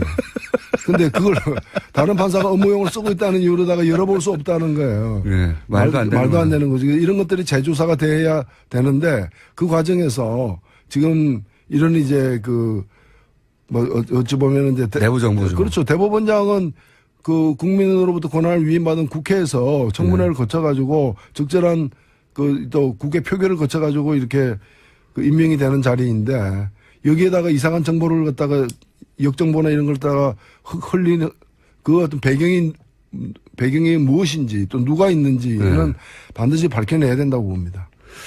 그런데 그 배경이 이런 추정과 정황 혹은 뭐 추측처럼 실제로 현 대법원장 하에 사람들이 그 정보를 줬다면 이거는 듣도 보도 못한 일입니다. 임기가 며칠 남지 않은 현 대법원장 체제가 다음 대법원장 체제를 사보타지 한다는 거 아닙니까? 그렇게 해석될 수 있는 일이잖아요, 이게. 그 MB의 국정원이 네. 그 대통령 선거에 자신들이 싫어하는 사람이 대통령이 되지 않도록 작업하는 거하고 똑같은 거죠. 똑같은 거죠. 예. 저는 그래서 이게 굉장히 큰 문제라고 생각하거든요. 예, 대단히 큰 문제죠. 그래서 말씀하신 대로 밝혀봐야 될 사안이라고 생각이 들고 인준 전망은 어떻게 보십니까? 이거 지금 아슬아슬합니다, 사실은. 아슬아슬합니다. 아슬아슬하고 저는 정말 이 자리를 빌어서 국민의당에 호소하고 싶어요. 이 문제는 당리당략으로 볼 문제가 아니에요. 대한민국이 어디로 가느냐의 문제하고 똑같은 거고 우리나라 지금 사법부의 어떤 문제는 심각하게 짝이 없거든요. 이걸 고칠 수 있는 어떤 기회를 갖다가 망가뜨려가지고 도대체 누구와 득을 보느냐라는 거죠. 국민의당이 득 볼 것 같지 않은데요, 저는 아무리 봐도. 만약에 인준이 안 됐어요. 네. 후보자. 그러면 이제 처음부터 다시 심하고 다시 해야 되는 거 아닙니까? 이 경우에는. 그렇죠. 그렇죠. 예. 꼭 필요한, 국회 인준이 꼭 필요한 인사니까. 그러면 이제 다른 분을 해야 하는데, 김명수 대법원장 후보자가 그렇게 해서, 낙마하게 되고, 다른 사람이 오게 되고, 그게 국민의당에 과연 좋은 일인가. 아무리 생각해도 아닌 것 같아요. 대법원 자체도 문제인데, 대법원장을 새롭게 세우려는 것도 말도 안 되는 이유로다가 좌절하게 된다면은, 그 좌절감과 상처는 뭐 전국의 법관은 물론이거나 많은 국민들에게도 주어지는 것이고 있을 수 없는 일이 발생하는 거죠. 자, 내일 또 결과가 나오겠죠. 네, 이 결과 뭐 국민의당 내부에서도 반반이라고 네, 그렇게들 표현하고 있던데 어떻게 될지 두고 봐야 되겠습니다. 그리고 또 법사에 계시니까 또 연결해서 공수처, 예, 자유한국당 엄청나게 반대하고 있습니다. 예. 자기들을 사찰할 거라고. 정확한 얘기죠, 뭐. 정확하니. 아니, 그 동네에 파출소가 새로 생긴다 그러니까 그 동네에 이제 폭력배들, 우범자들이 싫어하는 거하고 똑같은 거죠, 뭐. 아니, 뭐, 모기들이 반대한다고 F킬러 안 삽니까?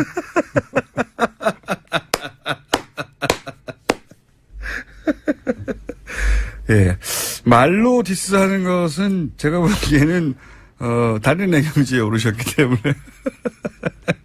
모기들이 반대한다고. F킬러를 안 삽니까? 공수처가 먼저 간단하게 설명해 주시고 왜 필요한지도 잠깐. 네, 고위공직자 범죄 수사처인데요.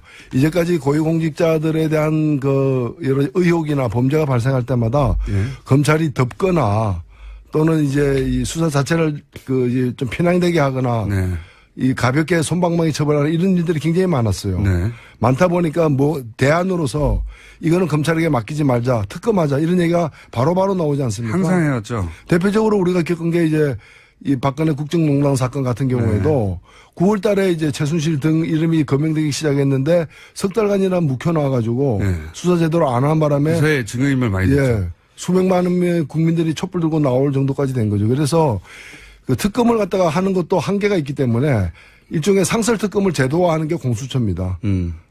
그래서 현재의 일반 검찰과 별도로 고위공직자들만 수사하는 대통령 친인척과 대통령과 그 친인척과 국회의원 장성급 장성급 장교들 그다음에 판사 검사 다 포함됩니다. 네. 그러니까 그동안은 유전무죄 아니라 권력이 있으면 유권무죄가 됐던 사람들 유권무죄가 됐던 그런 권력층들을 갖다가 별도로 제대로 수사하게 하는 검사가 비리를 저지르면 검사가 수사해야 되는데 자기들끼리 봐주는 거 아니냐 이런 얘기 많이 나왔지 않습니까? 그렇죠. 예.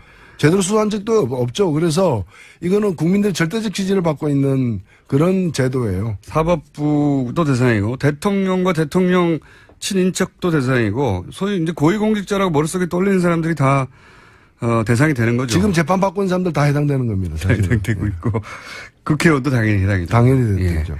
그러다 보니까 자유한국당은 이 공수처가 사찰 기구가 될 것이다라고 얘기를 해요. 예. 그 구성이 지금 현직 검사를 대다 놓는 건 아니죠. 그 공수처의 구성이요. 예, 공수처 구성은 현재 검사들이 되는 거죠. 수사는 검사들이 하는데 이게 제가 이 공수처 구성을 내가 못 봤는데 구성이 검사로만 이루어집니까? 아니면 변호사들로만 이루어집니까? 아니면 뭐. 그건 다 검사들로만 이루어지는 건 아니고요. 네.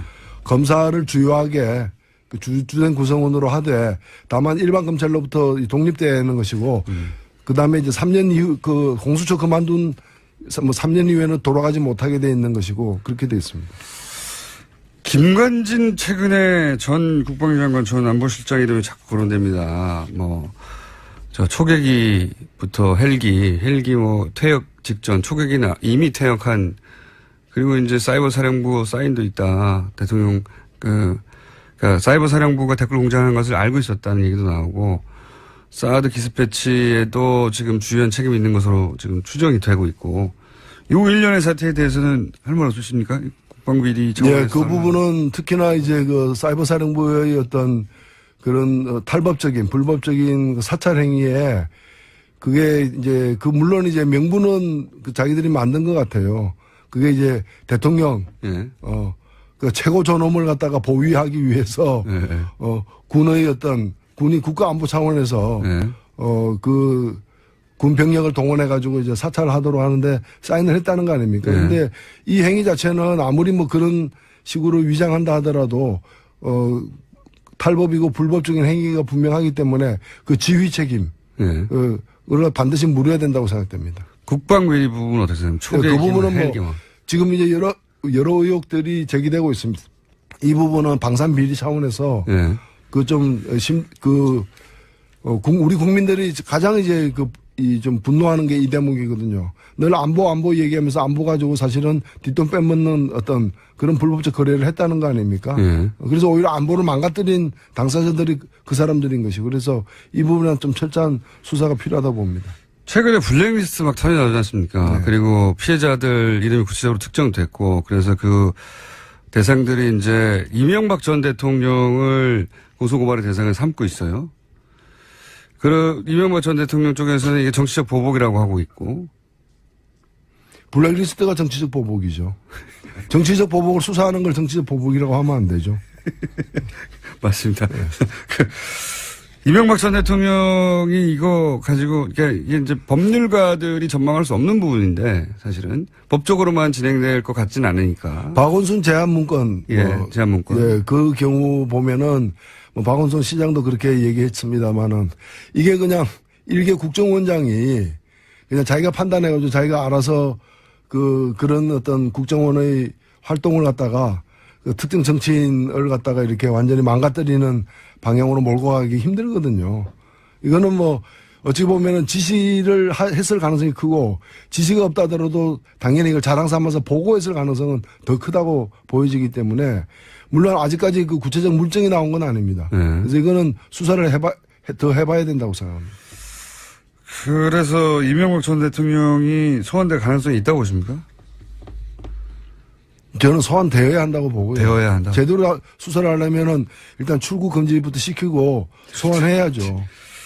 대통령은 홀로 가지 않는다. 홀로 가지 않는다. 한국 정치의 징크스 같은 건데 그 전에도 한 명이 구속되고 또 한 명 구속됐잖아요. 전두환 노태우. 홀로 가지 않는다.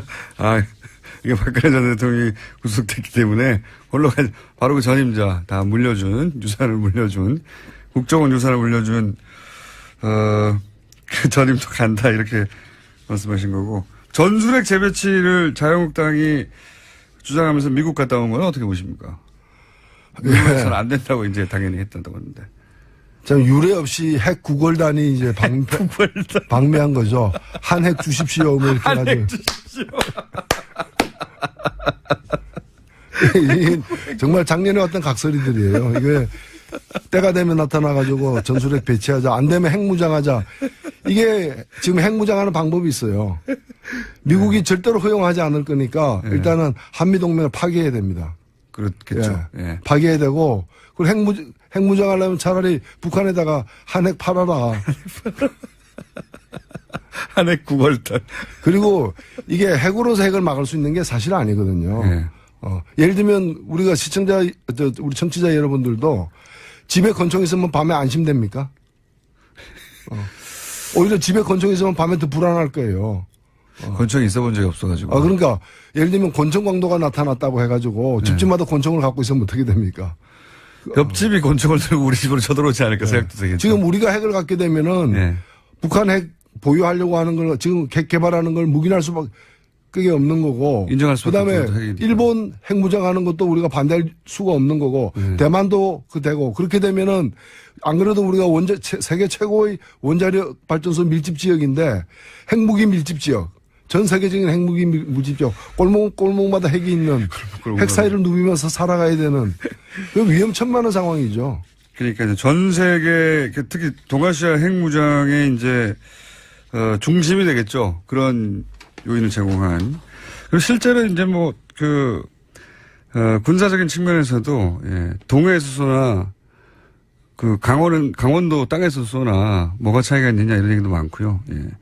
있어 봐도 결국 버튼을 우리가 누릴 수도 없는데 무슨 차이가 있느냐 얘기도 있고.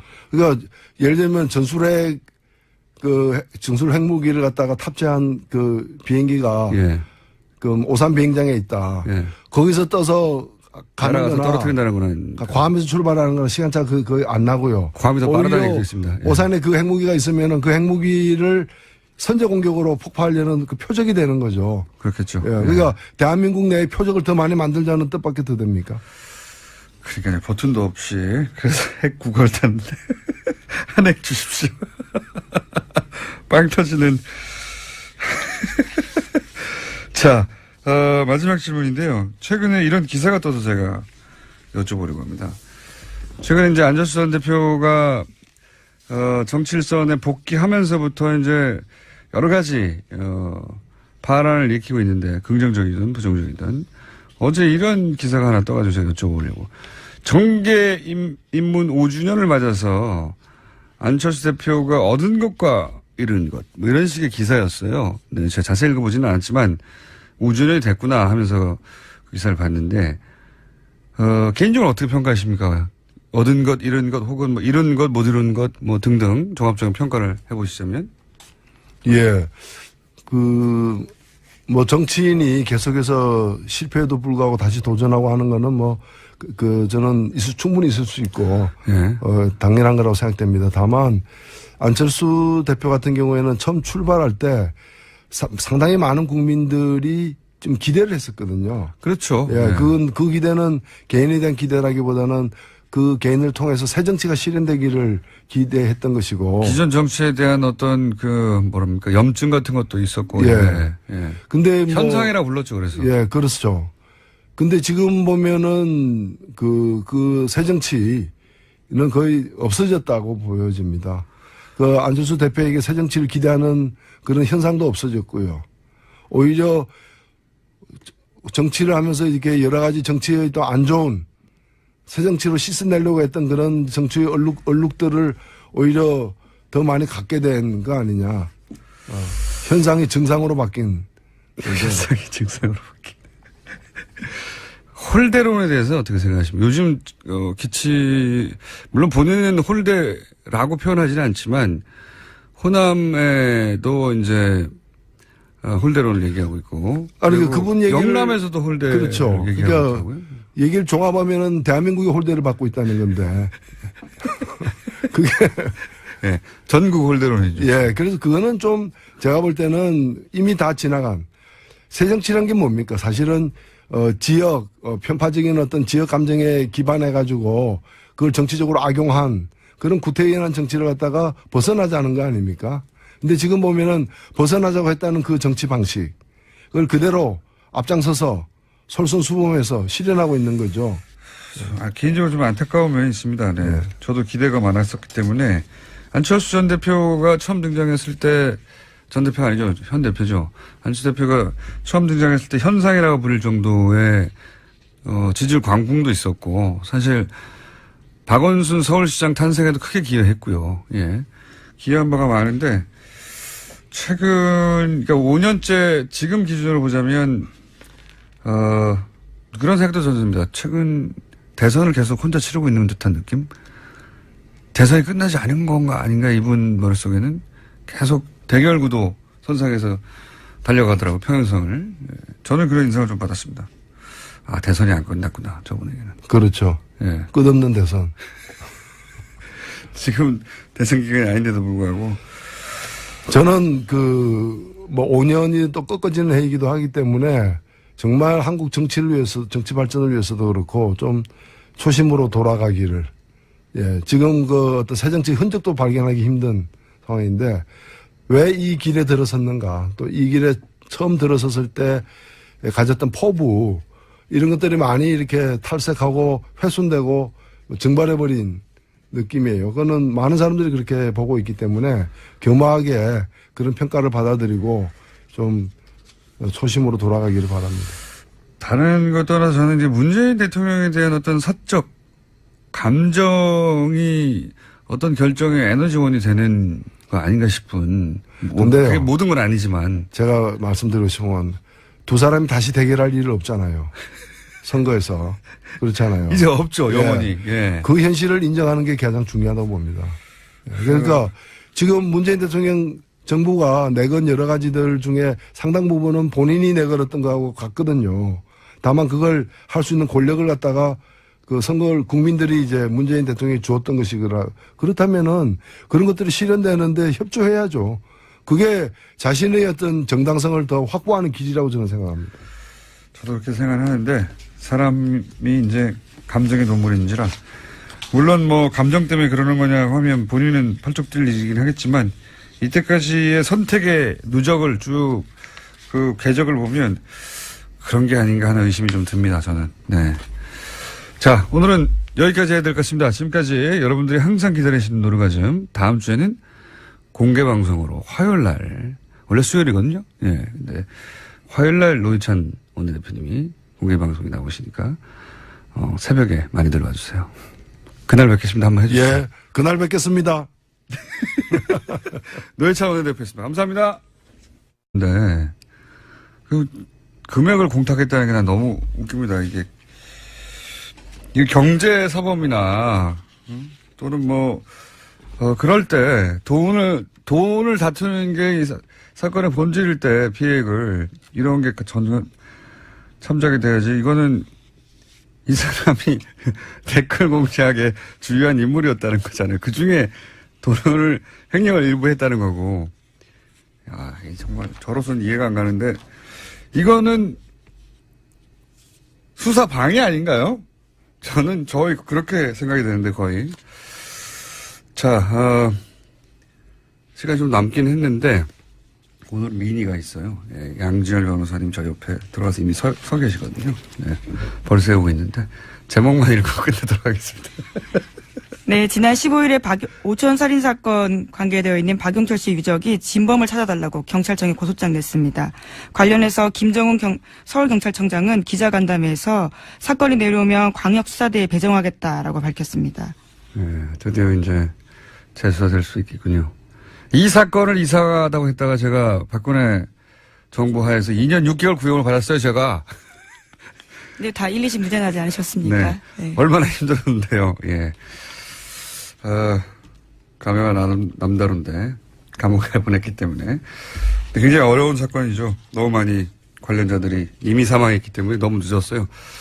그래서 수사가 시작되면 제가 해설할 게 많습니다. 자, 오늘 여기까지 하겠습니다. 시사인의 김은지였습니다. 감사합니다. 네, 옆에 서 있는 양지열 변호사님 앉아주세요. 네. 빨리 앉아주시고. 자, 저희가 뭐랄까요. 양지열 변호사가 저희 첫 방송 때부터 저하고 굉장히 많은 티키타카를 해서, 제가 없을 때 방송도 진행하시잖아요. 예. 그렇게 가까워지면서 저희가 점점점 푸대접을 하고 홀대하면서 잠깐 나오는 건데 전화가 아니라 직접 나와라. 막 5분이면 끝날 것을. 그런 거였어요? 네. 그걸 왜 불렀어요? 자, 5분이면 끝납니다. 왜냐면 바로 이어서 저희가 이 사이버 사령부 중요한 분이 밖에서 기다리고 계시더라고요. 네네. 네, 잠깐 얘기를 나눴습니다. 네. 국방위 간사분이 나오셨기 때문에 네. 변호사 따위는 자, 오늘 뭡니까? 알았어. 빨리 시간도 짧은데 그러게 빨리 제목도 읽을까요? 제가 질문도 제가 다 읽으세요. 뭡니까? 오늘 이제 오늘 무슨 이명박 정권을 향해서 네. 이제 어제 박원순 시장이라든가 아니면 방송인 김미아 씨 이런 분들의 고소가 잇따랐지 않습니까? 그분들은 가만히 있기 힘들죠, 사실. 아 그렇죠. 사실 본인에 이게 관한 이제 얘기가 짐작만 하는 것과 추정, 짐작, 그리고 그렇게 생각만 하는 것과 문서가 튀어나오는 순간 느끼는 감정은 완전히 달라요. 왜냐하면 이제 그분들이 검찰에 들어가서 봤더니 자기네들을 어떻게 탄압을 해라라고 국정원만이 만들어낸 문건을 봤다는 거 아니에요, 눈으로. 자기가 그대로 당했고. 그렇죠. 겪은 일이 그러려니했다가 말씀하신 것처럼 네. 실제로 이게 국정원 지시로 이뤄진 거라면 도저히 가만히 있을 수 없다. 또 박원순 시장 같은 경우는 이미 2013년도에 이른바 이제 박 시장 제안 문건이라는 걸로 고소고발을 했었는데 당시에 검찰에서는 그 문건이 폰트가 좀 다르다. 아니, 원래 국정원이 사용하던 거랑 이제 그 제보한 분이 밖에 나와서 출력을 하는 바람에 우리 그렇잖아요. 같은 프로그램을 터도 버전에 따라서 조금 달라지잖아요. 아니, 그리고 그 폰트가 예. 없을 수도 있어요. 그렇죠. 예. 그러니까 버전에 따라서 달라지니까. 그 컴퓨터, 아니, 그 버전이 똑같더라도 그 컴퓨터에 맞지 폰트가 그렇죠. 없을 수도 예. 있으면 대체 폰트를 쓰게 되니까. 그렇죠. 그러니까 그건 다른 문건이다. 확인할 수가 없다 그래서 무혐의 처분을 했는데 이번에 원본을 다 나왔잖아요. 네. 예, 그러니까 박 시장 입장에서는 당연히 고소할 수밖에 없죠. 그리고 박원순 시장은 사실 정말 많이 당했어요. 그러니까 시민단체 할 때부터 사실은 당했었으니까. 그렇기도 하지만 특히 이제 서울시장 출마하면서 그때부터 이제 어버이연합이 본격적으로 활동을 한 게 그 언저리거든요. 저는 정말 박 시장님 얘기를 하면 그 왜 병원에 기자들이 밖에서 기다리고 있는데 들어가서 엑스레이 사진 찍었는데 그것도 안 믿겠다고 자꾸 재검하자 그런 거. 이런 것들은 정말 사람을 2번, 3번 죽이는 일이었잖아요. 국정원 원세훈 그 당시 원장이 사실은 이명박 서울시장 시절부터 쭉 정무부시장이었던 거예요. 부시장이었고 행정부 장관 했었고. 그러니까 서울시장 다음은 대통령 이런 그렇죠. 인식이 머릿속에 있다 보니까 야권의 서울시장 후보들에 대해서 집중적으로 공략을 했던 걸로 보여지고요. 문건 자체가 여권 주요 인사 야권 당시 예. 야권이 있으니까 잠재 가능성이 있으므로 제압해야 한다는 식으로 나와 있어요. 그렇게 제압이라는 단어도 사용이고 예. 그러면서 제일 먼저 동원됐던 게 이제 어버이연합이거든요. 근데 어버이연합, 뭐 엄마부대 이런 데들이 나오죠. 그때는 엄마부대는 본격적으로 활동하지 않았습니다. 제가 어버이연합의 활동 역사를 아주 자세히 알고 있는데 그때 어버이연합이 그 박원순 시장 출몰하는 지역이야. 출몰하는 지역 나타나가지고 박 시장이 무슨 범죄자의 출몰을 하게. 그때 정말 웃겼던 건 이거 방송 용어가 아닌데 구호를 그대로 전달해야 사실은 당시 어버이연합이 동원된 게 확실하다는 걸 알 수 있으니까. 저도 원순 예. 원순이 인연 나와 이거예요. 여성용어로 불렀었죠 당시에. 박원순 시장이 남자인지 누군지도 몰랐어요. 몰랐죠. 모르는 사람들이 다 나와가지고 물러가라고 하는 거예요. 박원순 시장이 네. 남단지도 여단지도 모르는 어버이연합이었어요 그때. 사실 이제 그러니까 저는 동원된 거죠. 엄마부대 얘기를 했던 건 왜 그랬냐면 요즘에 유명해지셨잖아요. 주옥순 엄마부대 대표. 네. 얼마 전에 검찰 소환 조사를 받았는데 본인은 떳떳하다. 왜냐하면 돈 떼먹은 적 없다. 돈 떼먹은 적은 없다. 돈을 받은 건 맞는데. 제안을 했고 내가 제안 받은 바에 따라 다 일을 했다라는 식의 그런 진술을 했었기 때문에 돈을 받고 그런 일을 하면 안 된다는 인식이 없는 거죠. 그렇죠. 예. 예. 그러니까 정당한 일을 했다라고 생각을 하신 거죠. 뭐 그런 진술을 했다고 지금 알려졌습니다. 그러니까 아버연합은 그때 활동 초창기였다니까 제가. 예. 박원순 서울시장이 남자인지 여자인지도 모르는 채 떼거리로 몰려온 거예요, 거기에. 그래서 나오라고, 막, 예. 하여튼 이제 오늘 주제는 그건 아니고, 박원순 시장은 남자분 맞습니다. 예, 저도 몇 번 뵀는데 남자분이 확실하고요. 근데 이제 이게 이제 결국에는 향하는 게 이명박 대통령을 향해서 가고 있잖아요. 그러다 박 시장이 보니까 어제 이제 이명박 대통령 측근 쪽에서는 이게 이제, 뭡니까? 정치적 보복이다. 정치적 보복이고 국정원이 근거도 없이 기밀을 누설하고 있다라는 이거는 이제 이명박 대통령이 직접 내놓은 건 아니고요. 그게 이제 비밀로 분류되어 있는 문건인데 거기에 김관진 장관이 사인을 한 게 있습니다. 이게 김관진 장관이 도장도 아니고. 사인을 했습니다. 자기 이름을 직접. 썼는데 처음에 이게 불거졌을 때 지난 정권에서는 장관한테까지 당시 국방장관이었던 보고가 안 됐다 이렇게 사이버 사령부 끊었죠. 단장에서 끝났죠. 그렇죠. 예. 그래서 이게 머리 자르기라고 그러지만 꼬리 자르기로 끝났는데 아무리 봐도 그거는 상식적으로 이해가 안 되는 거거든요. 장관 모르게 뭘 할 수 있다는 국방부가. 건 불가능합니다. 그래서 그 증거를 찾기 위해서 백방으로 노력했는데 그 문건이 이제 확인이 된 거죠. 그거는 뭐 분명한 팩트인 거고 그래서 이 댓글 선거 개입과 정치 개입을 하는 댓글을 처음에 누가 기획했는지는 모르겠으나 그것도 조금 지나면 나올 겁니다만 최소한 국방 분야에서만큼 총 지휘한 사람, 관리한 사람은 김관진 장관이다. 이건 좀 분명히 확인된 겁니다. 본인이 알고 있었다, 게다가. 그럼요. 보고도 뭐 수시로 받았습니다. 이게 이제 국방부가 그렇다고 청와대 몰래 네. 이걸 했다는 것도 상상할 수가 없는 일 아닙니까? 이게. 그것도 불가능하고요. 거기 보면 사이버 사령부에서 군에 가보신 분들은 아시겠습니다. 일일 상황일지 같은 걸 쓰잖아요. 네네. 그 상황일지에 보면 청와대 BH라고 표현했습니다. 블루하우스라고 흔히 우리 쓰잖아요. BH 보고라는 문구가 여러 군데 나옵니다. 그 보고가 일지에. 됐다는 얘기죠. 보고된 거죠. 네, 그리고 그 전에도 제가 좀 확인 중에 있습니다만 청와대 주재로 회의를 했다라는 얘기도 있거든요. 그것만 좀 이렇게 문서로만 확인되면 그것도 분명히 얘기할 청와대까지 수 간 있습니다. 거는 분명하고 그러니까. 그렇죠. 네. 그러면 그것이 이제 이명박 전 대통령에게도 보고가 됐느냐 하는 건 또 한 번 단계를 넘어서야 되는 그렇죠. 거잖아요. 네. 거기까지는 아직 못 가신 거고. 그렇죠. 그러니까 김관진 당시 국방부 장관이 알고 있었고 그리고 청와대에 보고했다까지는 확인된 거네요. 그렇죠. 예. 그럼 김관진 전 국방부 장관이 사이버 사령부 댓글 공작 관련해서는 조만간 소환되거나 법적 책임을 물 대상이 되겠네요. 그 뭐 저는 불가피하다고 봅니다. 지금 국방부 내에서도 재수사를 하고 있기 때문에 네. 그 당시 축소 은폐 수사를 했거든요. 그렇죠. 상당히 축소를 했고요. 많이 보고 덮었거든요. 없었다. 그렇죠. 네. 그걸 다시 꺼내서 지금 하고 있기 때문에 그러면 당시 국방장관이었던 김관진 전 안보실장에 대한 수사는 좀 불가피할 거라고 봅니다. 김관진 전 국방장관이 요즘 인기가 많아요. 뉴스에 너무 많이 등장하는데. 이분이 예. 2010년 후반 12월쯤인가요? 10월인가 12월쯤 장관이 됐기 때문에 네. 그리고 박근혜 정부 임기 끝까지 있었잖아요. 그러니까요. 그러니까 국방 분야 총괄한 지가 거의 한 7년 정도를 했단 말이에요. 국방장관 그리고 안보실장도 그렇죠. 하고. 그러니까 안보 라인을 사실 말씀하신 대로 한 7년 정도 책임졌지 않습니까? 그러니까 약실고 6, 7년을 했기 때문에 이른바 손때가 다 묻어 있고요.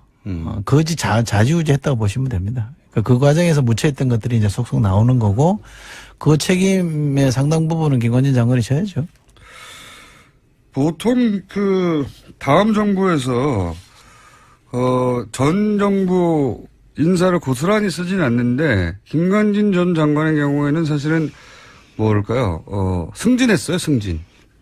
딱 그런 표현이 네. 정확하게 맞지는 않지만 뭐 이게 장관을 하다가 안보실장을 했으니까요. 예. 더 중요한. 근데 박근혜 정부에서도 그럼 김관진 전 장관이 기여한 바를 인정한 거라고 봐야 되는 거 아닙니까? 그런 점을 고려했겠죠. 처음에는 사실은 김병관이라고 기억하실지 모르겠습니다. 네네네. 낙마했습니다. 낙마했죠. 청문회에서. 예. 그분을 장관 후보자로 내세웠다가 인사청문회 통과를 못하니까 할 수 없이 유임시키는 네. 그런 형식을 거치긴 했습니다만 김관진 장관이 기여를 했다는 것에 대해서는 뭐 알고 있었을 거라고 저는 짐작합니다. 그리고 요거 사이버 사령부 관련해서는 제가 개인적으로 주목하는 사안 중에 하나가 이제 청와대에 보고하지 않았다고 이전 조사에서는 끝이 났었는데 근데 사실 최근에 나온 보도에 따르면 청와대에 보고했다는 문서를 이미 확보하고도 청와대까지 안 갔다고 꼬리 자르기를 했다 이런 거잖아요. 근데 이제 그 문서가 나온 것이 김모 국무원의 컴퓨터였는데 거기까지만 있으면 이제 지금까지 쭉 나왔던 여러 가지 일련의 보도 과정에서 이제 추가 정보가 나왔구나 싶겠는데 그 국무원이 또 하필이면 양심 선언을 하겠다고 얘기하고 나서 2주 후에 교통사고로 죽어요. 이상하지 않으십니까? 네, 그런 보도가 있었습니다. 어제 있었는데. 예. 저희도 그 좀 추적해오고 있던 중이었는데 보도가 있었습니다만 당시에는 네. 의지만 있었으면 다 할 수 있었습니다. 곳곳에 증거가 남아져 있었는데 네. 그 이후로 계속 파쇄하고 없애는 작업들을 했죠. 네. 그래도 저는 이제 진실은 숨길 수 없기 때문에 어딘가 남아있다고 봅니다. 그렇죠. 제 말은 이제 그 부분은 당연한데 제 말은 그게 아니라 하필 양심선을 하겠다고 하고 이분이 했던 일을 보니까 지금 한참 문제가 되고 있는 그 사진 합성. 네. 네, 담당자였다고 해요. 네. 근데 본인이 이제 본인이 아니라 군무원이고 그리고 이제 이게 문제가 되니까 본인이 양심선을 하겠다고 했는데 양심선을 하겠다고 한 다음에 2주 후에 교통사고 너무 우연이지 않습니까? 네. 이상하게 생각 안 하십니까? 이상하죠. 이상하죠? 네. 네. 이거 혹시 더불어민주당 국방위에서 조사 좀 해볼 생각 없어요? 이거 국회 차원에서 조사해가지고 뭐가 답이 안 나오고요. 국방부 내에 재수사 팀을 좀 만들었기 때문에 그 팀에서 제대로 할 거라고 봅니다. 이상하다고 생각을 하시죠. 네네. 이상하다고 생각하시는지를 제가 확인한 거예요. 근데 김관진 전 국방장관, 안보실장은 최근에 또 연루된 사건들이 마구 튀어나와요. 45년 된 중고 헬기. 이게 어떻게 된 겁니까? 전후가 한마디로 요약하면 이게. 그러니까 45년 된 우리 흔히 헬기, 네. 우리 흔히 이제 군에서는 치누크라는 표현을 씁니다. 치누크 헬기라는 표현을 쓰는데, CH 뭐든가요? 네, 네. 그 치누크 헬기라는 표현을 쓰는데 이게 이제 D형이 있고 F형이 있습니다. 예.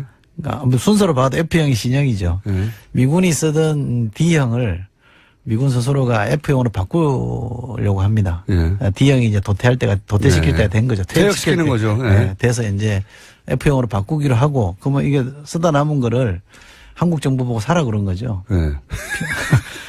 이거 좀 사라라고 폐차 직전에 사라는 거 아니에요? 그렇죠. 자동차로 치면. 편지를 보냅니다. 예. 장관이, 당시 국방장관 기관이 덥석 그걸 받습니다. 아니, 군 전문가 그거 모를 리가 없는데요. 그걸 받아서 그냥 일사천리로, 예. 아침 조찬 회의를 통해서, 각 군병, 측근으로 측근의 알려진 이름을 사람들이 불러서. 언론을 향해서 주장하고 있는 건데 그럼 측근이 혼자 알아서 했을까요? 알아서 했겠죠. 지금 입장 발표를 안 하고 있잖아요. 아니 왜냐하면 원세훈 전 원장이 이미 지금 유죄 판결을 받았고 그거는 공직선거법이나 정치자금법 위반, 국정법 위반이니까 좀 떼낼 수 있다고 쳐요. 근데 이번에 언론 탄압이라든가 연예인 문건 같은 경우에는 피해자들이 명백하게 있잖아요.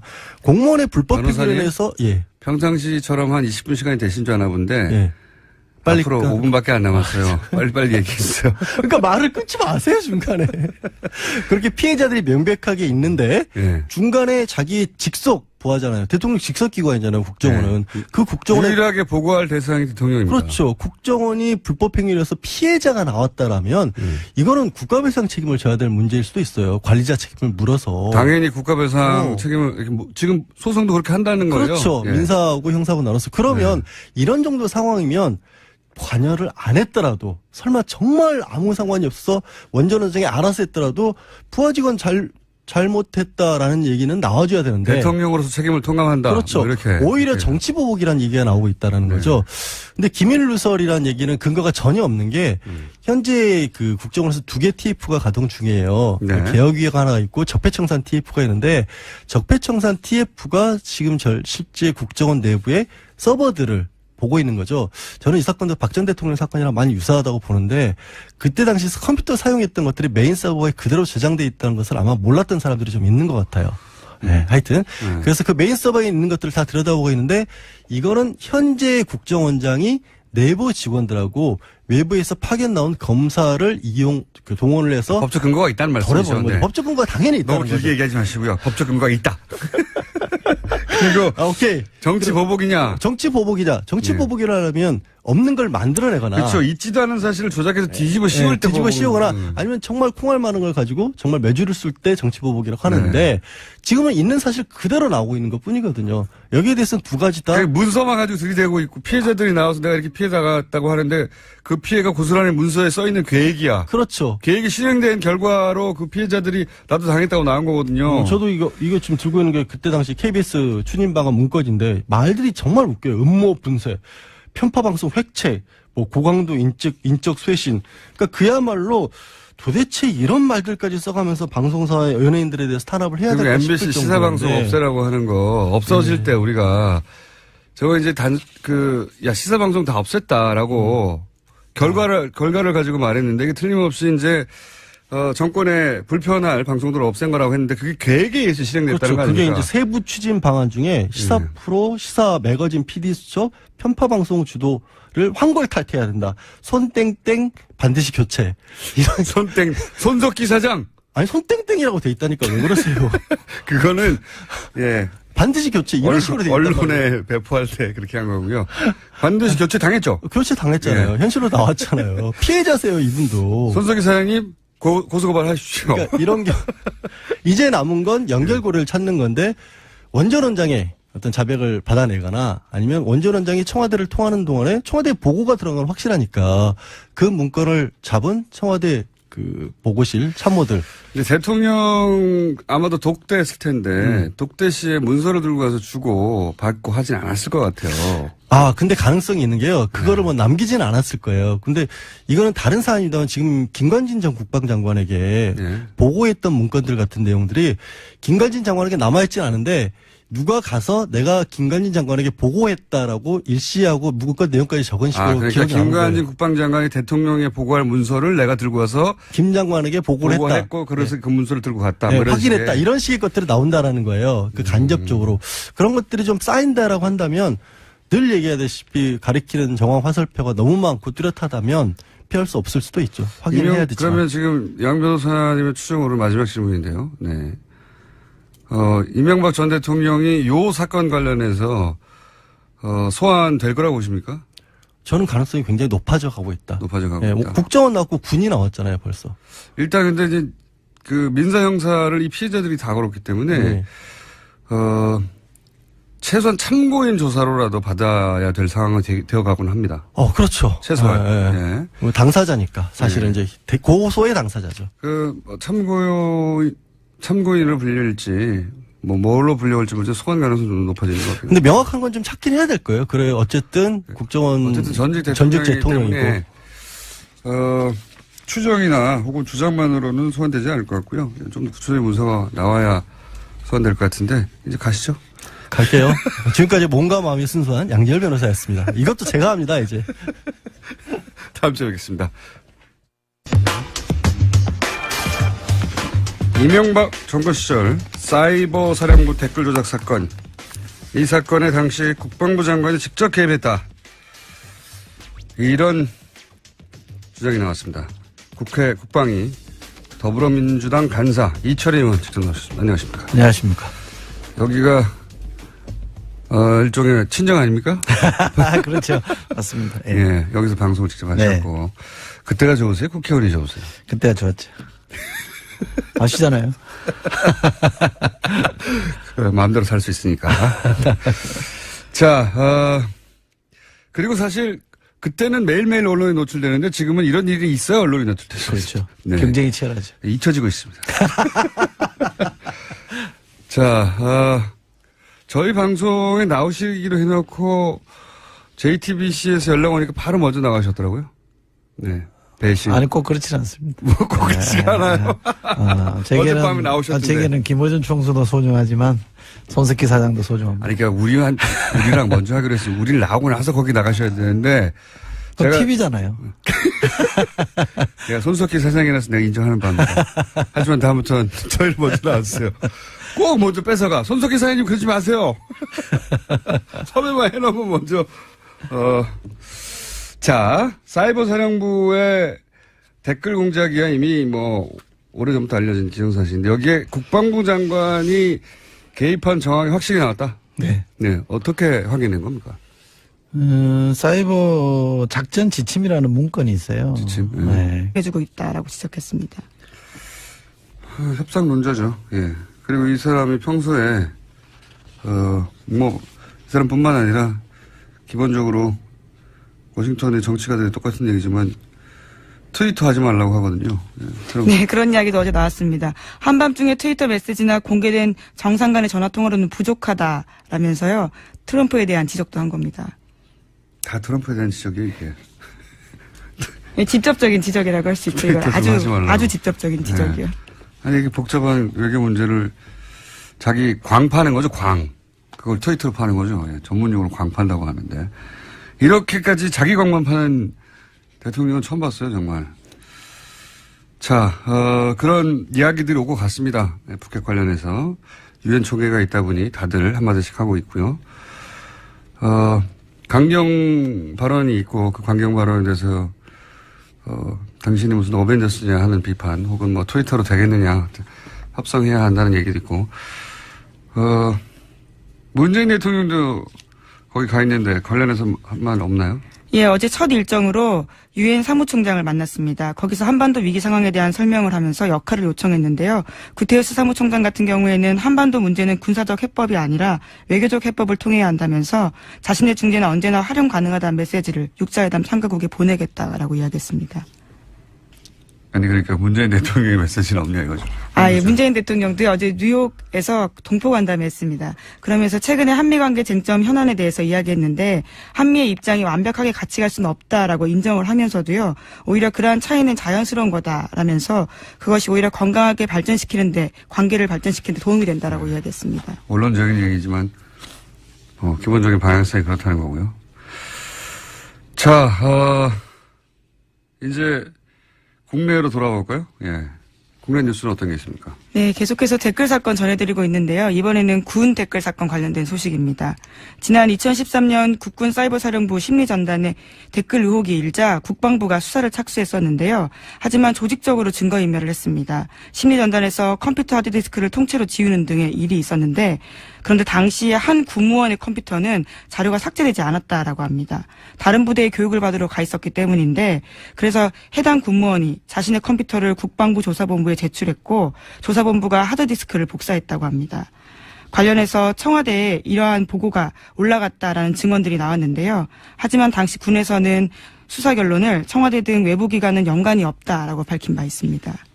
이게 SBS 어제 보도인데 사실 포털에서는 묻혔어요. 보니까 굉장히 중요한 보도인데 핵심이 이거죠. 삭제되지 않은 자료가 있었고 그 자료를 조사본부에 제출을 했는데 그 자료 중에는 그 공작 내용이 청와대로 보고된 증거가 있었다는 거죠. 그러니까 청와대에 보고한 증거를 제출을 했음에도 불구하고 군의 수사 결론은 청와대에는 상관이 없다라고 결론을 냈다는 거고 더욱 중요한 것은 이 김모 씨가 사실은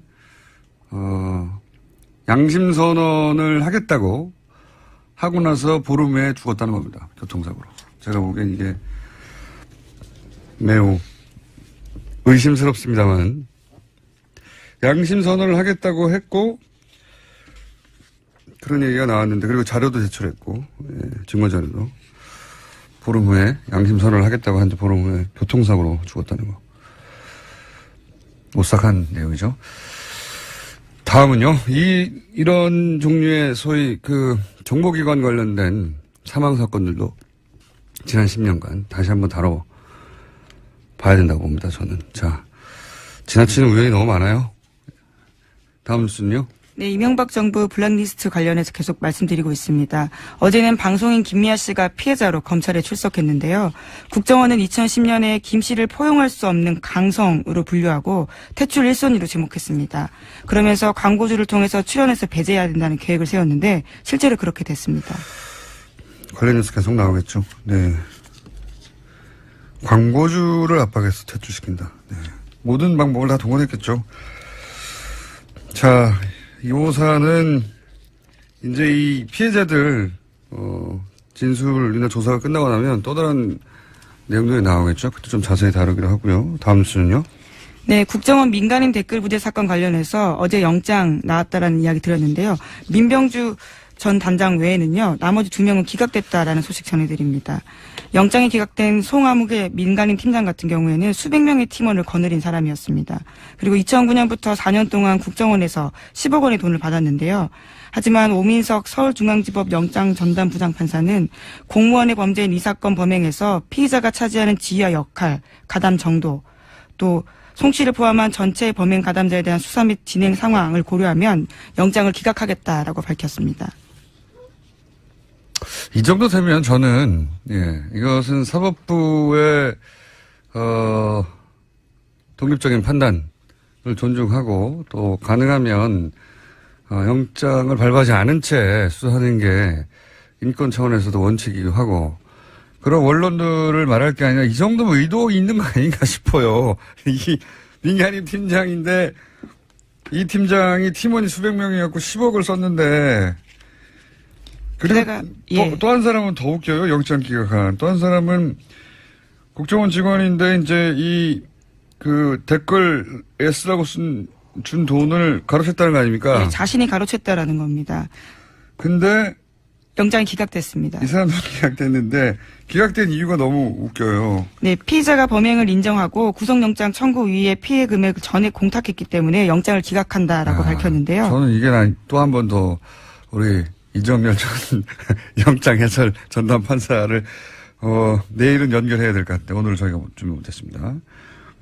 이게 댓글 공작을 밝히겠다는 거잖아요. 근데 중간에 자기가 횡령한 돈을 공탁한 게 이 사건 본질과 무슨 상관이 있나요? 이게 무슨 사건이 무슨 피해를 입혀가지고 건물 부셨다든지 어디 가게 피해 보상을 다투는 사건이 아니잖아요. 심지어 이 인사 같은 경우에는요. 검찰 조사가 임박하자 출국을 시도하기도 했었습니다. 하지만 출국 금지가 되어 있어서 못 나갔고 또 수사가 들어가자 자신의 휴대전화를 해지했다라고 합니다. 그러니까 증거인멸이나 도주 위험 다 있는 거거든요.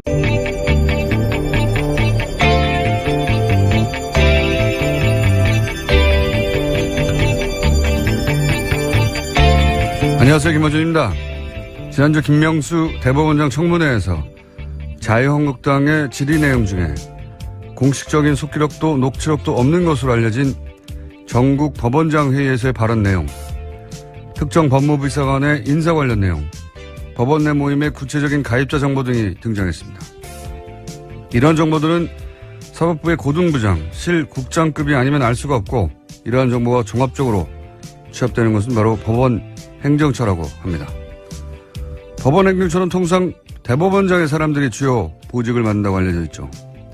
그렇다는 이야기는 현 양승태 대법원장의 측근 인사들이 차기 대법원장 후보자 인준을 맡겠다고 나선 걸 의미하는 거 아닌가요? 임기가 며칠 남지 않은 현 대법원장 체제가 차기 대법원장 체제의 출발을 이렇게까지 회방한 사례는 듣도 보도 못했습니다. 그것도 특정 정당과 결탁해서 말이죠. 이거 왜 아무도 문제 삼지 않죠? 이게 저만 이상한가요? 김어준의 의문이었습니다.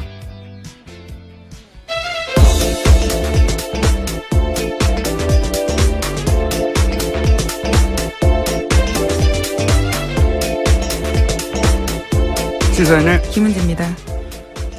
자, 유엔 총회에서 그런지 관련 뉴스가 많죠. 예. 네, 계속해서 나오고 있는데요. 도널드 트럼프 미국 대통령이 현지 시각으로 19일 유엔 총회 연설했습니다. 미국이 위협받으면 북한을 완전히 파괴하는 선택 외에는 없다라고 강조했는데요. 북한을 타락한 국가로 규정하면서 북한이 전 세계를 위협하는 무모한 핵과 탄도미사일을 추구하고 있다고도 주장했습니다. 또 북한과의 어떤 무역도 불법적 행동이라고 지적을 하고 북한과의 경제관계 단절을 유엔 회원국에 촉구했습니다. 자, 트럼프 대통령이 뭐 이런 말 하는 건 한두 번이 아닌데, 매티스 국방장관도 또 관련해서 비슷한 말을 했죠. 예. 네, 강경 발언을 이어갔습니다. 서울에 큰 피해자를 입히지 않는 대북 군사 옵션이 있다라고 밝혀서 논란이 일고 있는데요. 현지 시각으로 18일에 미국 국방부 출입기자들과의 간담회에서 한 발언입니다. 서울을 중대한 위험에 빠뜨리지 않고도 북한에 취할 수 있는 군사 옵션이 있냐라는 기자들의 질문에 있지만 자세하게 얘기하지는 않겠다라고 말했습니다. 세상에 그런 게 어디 있습니까? 예. 1차 대전이 뭐 처음부터 탱크로 쐈나요? 예. 총 한 발로 시작된 건데. 자기네 무슨 어벤져스도 아니고. 실제로 미국 내에서 그런 비판이 나왔는데요. 예. MIT 내 핵 비확산 전문가인 비핀 나랑 교수 같은 경우에는요. 허핑턴 포스트에다가 극도로 영웅적인 가정이다라고 비판했습니다. 그런 말 했어요. 예. 이건 무슨 영화에나 나온 얘기입니다. 예. 말도 안 되는 소리인데. 근데 이 목적은 최근에 이렇게, 국방장관과 트럼프 대통령 모두 똑같은 메시지를 내는 것은 기본적으로 대중국 압박이라는 얘기를 뭐 국내에서도 하고 미국에서도 하고 다들 얘기를 합니다만 이 대상이 되는 지역에 살고 있는 우리로서는 굉장히 기분 나쁜 얘기들이죠. 예. 불안감을 조정하고 있기 때문에요. 굉장히 문제가 있는 발언이죠. 그러니까요. 예. 중대한 위협에 빠뜨리지 않고 않는 군사 예배라는 게 세상에 어디 있어요. 예. 총을 한 방만 쏴도 에스컬레이션 되는 것이고, 그리고 중대하다는 게 어느 정도 중대한 겁니까? 한 100만 명 죽으면 괜찮고 50만 명 죽으면 그런 건가요? 예. 우리가 거꾸로 이런 발언 좀 해야 되겠어요. 어디다 대고. 어디다 하시네요. 대고 예. 진짜 워싱턴에 중대한 위협을 빠뜨리지 않고도 우리가 취할 수 있는 군사 옵션이 있다. 누가 이렇게 얘기해봐요. 가만히 있겠나. 이거 화내야 되는 뉴스예요, 다. 자기들이 뭔데 자꾸 이런. 자, 근데 관련 뉴스가 많아요. 이런 발언들. 뭐 말로 하는 거니까 기본적으로 정치하는 게. 유엔 사무총장도 또 여기에 대해서 한마디 했겠죠, 당연히. 네, 개막 연설에서 발언을 했습니다. 전 세계는 핵전쟁을 우려하고 있다면서 오늘날 핵무기에 대한 걱정은 냉전 종식 이후로 가장 높은 수준이라고 지적하면서요. 그러면서도 정치력이 필요한 시점이다라고 강조하고 있는데요. 험악한 발언들은 자칫 치명적인 오해로 이어질 수 있다면서 최근 도널드 트럼프 미국 대통령과 북한 김정은 위원장 간의 소위 말전쟁을 지적했습니다. 이 말전쟁 지적이야 뭐 전 세계가 다 하고 있는 거고요. 저희도 매번 하고 있는 거고요. 우리나라 언론만 지적을 안 해요. 중계만 하고 이렇게 말하였다라고 보도를 하고 나서 이렇게 말하는 게 우리한테 얼마나 나쁜 것인지 혹은 이렇게 말해서는 안 된다고 말해야 되는데 중계만 하는지 모르겠어요. 트위터랑 발언만. 네, 하는 언론도 이제 있습니다. 해설이 없어요. 해설이. 스포츠 중계가 아닌데 언론이 자기 입장을 가지고 그 발언들을 해석하고 비판할 거 비판해야 되는 거 아니겠습니까? 자, 거기 또 이런 발언들이 나오면 또 전문가들 나와서 또 논평하고 그럴 텐데. 네, 어제가 9.19 공동성명 12주년이었기 때문에 또 관련된 발언들이 미국 내에서 많이 나왔습니다. 특히 눈에 띄는 것은 크리스토퍼 힐 전 미 국무부 동아시아 태평양 담당 차관보 이야기였는데요. 이 사람이 육자회담 담당자였어요. 예, 주역이라고 볼 수 있습니다. 예. 일부에서 거론하고 있는 대북 선제 타격론에 대해서 비판했습니다. 북한의 핵무기를 모두 제거할 수 없다라는 건데요. 더 중요한 것은 동맹인 한국이 이를 받아들일 수 있느냐라는 문제라고 안 받아들이죠. 지적했습니다. 네. 당연히. 네, 인구 2천만이 있는 수도권에서 북한 방사포 사정권에 있는데 한국이 그 위험을 감수할 수 있느냐가 중요하다면서 어려운 선택이라고 지적한 겁니다. 불가능한 선택이죠. 예. 그리고 크리스토프 힐, 북한을 상대해서 실제 협상을 해서 결과를 내본 적이 있는 사람이죠. 이 사람은. 예, 9.19 공동성명은 굉장히 중요한 그 비핵 확산에 있어서 중요한 성명입니다. 그래서 이 사람의 기본 입장은 항상 대화가 중요해요. 협상과 대화로 이 문제를 풀어야 한다는 거고요. 그렇죠? 네, 그렇죠. 그런 말을 했을 텐데. 아니면 네, 어제 핵 관련해가지고도 여러 가지 이야기들을 했습니다. 그러면서 북핵 문제 같은 경우에는 모두 용인하자라고도 볼 수 없고 현재 상황을 또 편하다고도 볼 수 없다라는 양쪽에 대한 비판도 같이 했었는데요. 북한과의 협상은 협상이면서 북한은 절대 핵을 포기하지 않을 거다라는 강경론에 대해서는 오히려 그러한 주장들이 오히려 강경파의 주장을 뒷받침